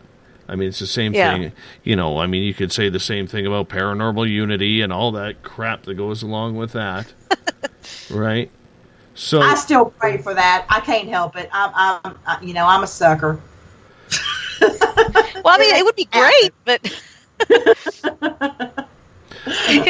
right. We got about 9 minutes left, and Vanessa, I want to get to your final question of the night. Oh, okay. Actually, we've kind of answered it. Surprisingly enough, I actually put, where would the field be now without the plus or minus of social media? And I think we've pretty much answered that. We would be kind of nowhere. Yeah, we wouldn't have the reach Absolutely. So there you go. well, let's move on to another question then. Over the last couple of years, what has been probably the biggest benefit that you have seen from a media standpoint when it comes to the paranormal field?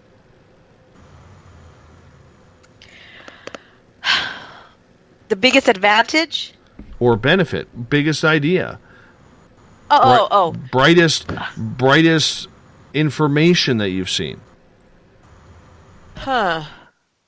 That's a tough one. That is a tough one. You see a lot of the same stuff.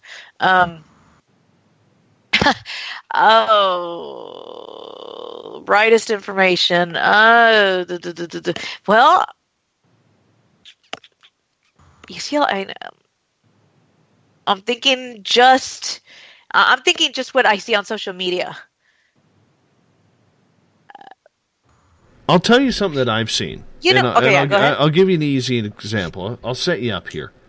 Okay, I'll be the playmaker. One of the things that I've seen, especially over the last 6 months, is I have seen a lot of these so-called radio shows go bye-bye. Now, I'm not saying that on an egotistical way, because I have a show and you guys have shows and so on and so forth. But there doesn't seem to be everybody and their dog having a radio show now.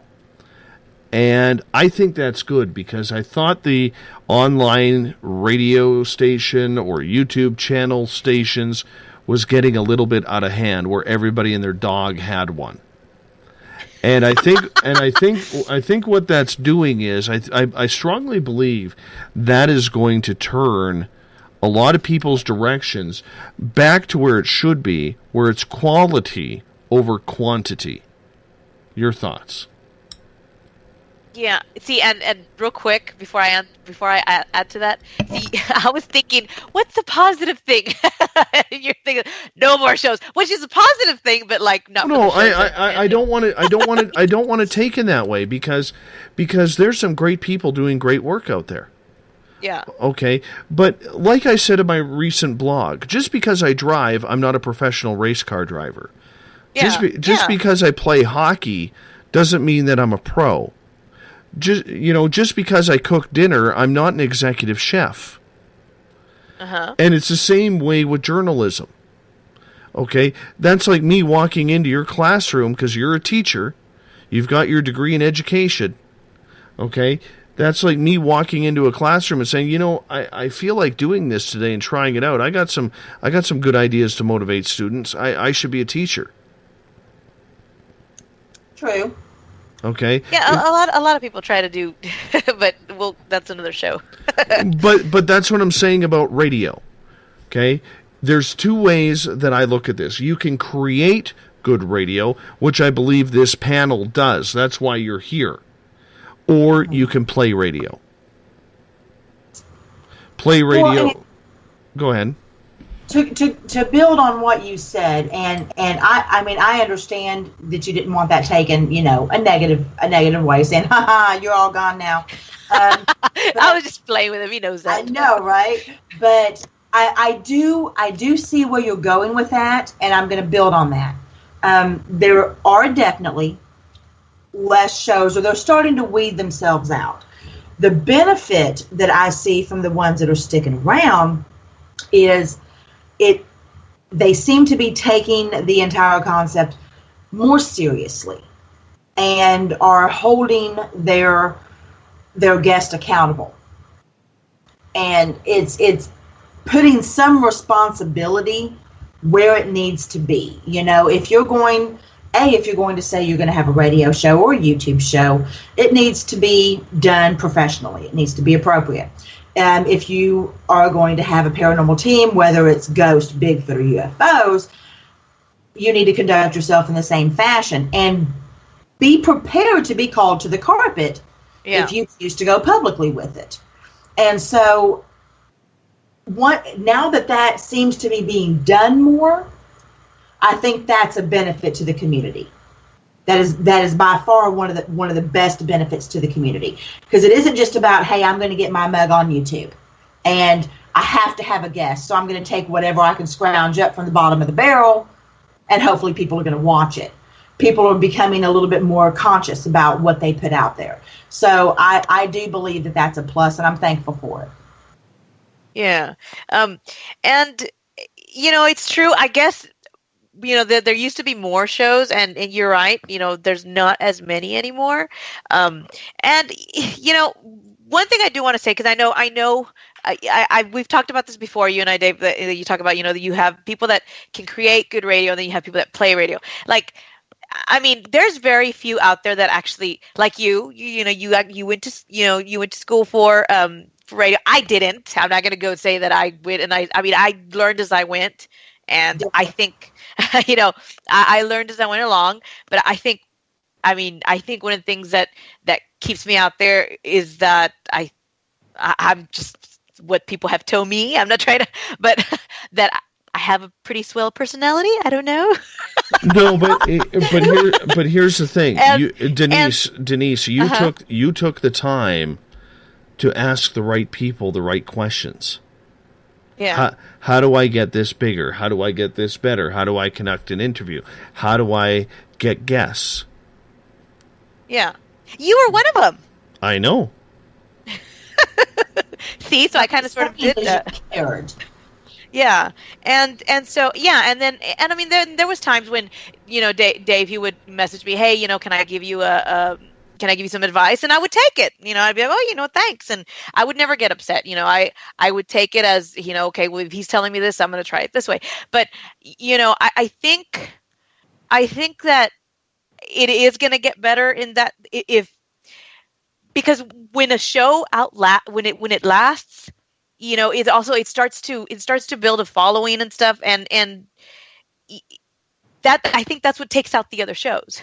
How are they going to build a following if they're not really, there's no content?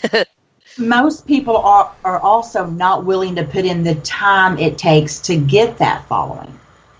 They think if they're not a success in 2 months, then it's just not worth it. So there's no effort. There's no effort being put into that. Dave put effort into growing his. You put effort into growing yours. Mike and I put effort into growing ours. Yeah. We did it on radio before we went to YouTube, and we liked that interaction a lot with the people in the chat room and the guests. But it took effort. It took months of trial and error. Listening. It took a lot, and it blood, sweat, and tears, but most people aren't willing to do that. They're not willing to put that time in. And I think that's another reason why we've seen a whole lot of them get weeded out. Because it's not instant fame. I can tell you this, as someone who is in the nighttime, like I am, with this show, and someone who is, and you know what, we are growing, but I'm still very low at the bottom of the pecking order, okay? I can honestly say that if you don't keep pushing, and if you don't keep trying new things and trying to be a little bit different, you're not going to gain the audience. And there's a lot, and the beautiful part about this field, and the detriment is, there's a lot of orphan listeners.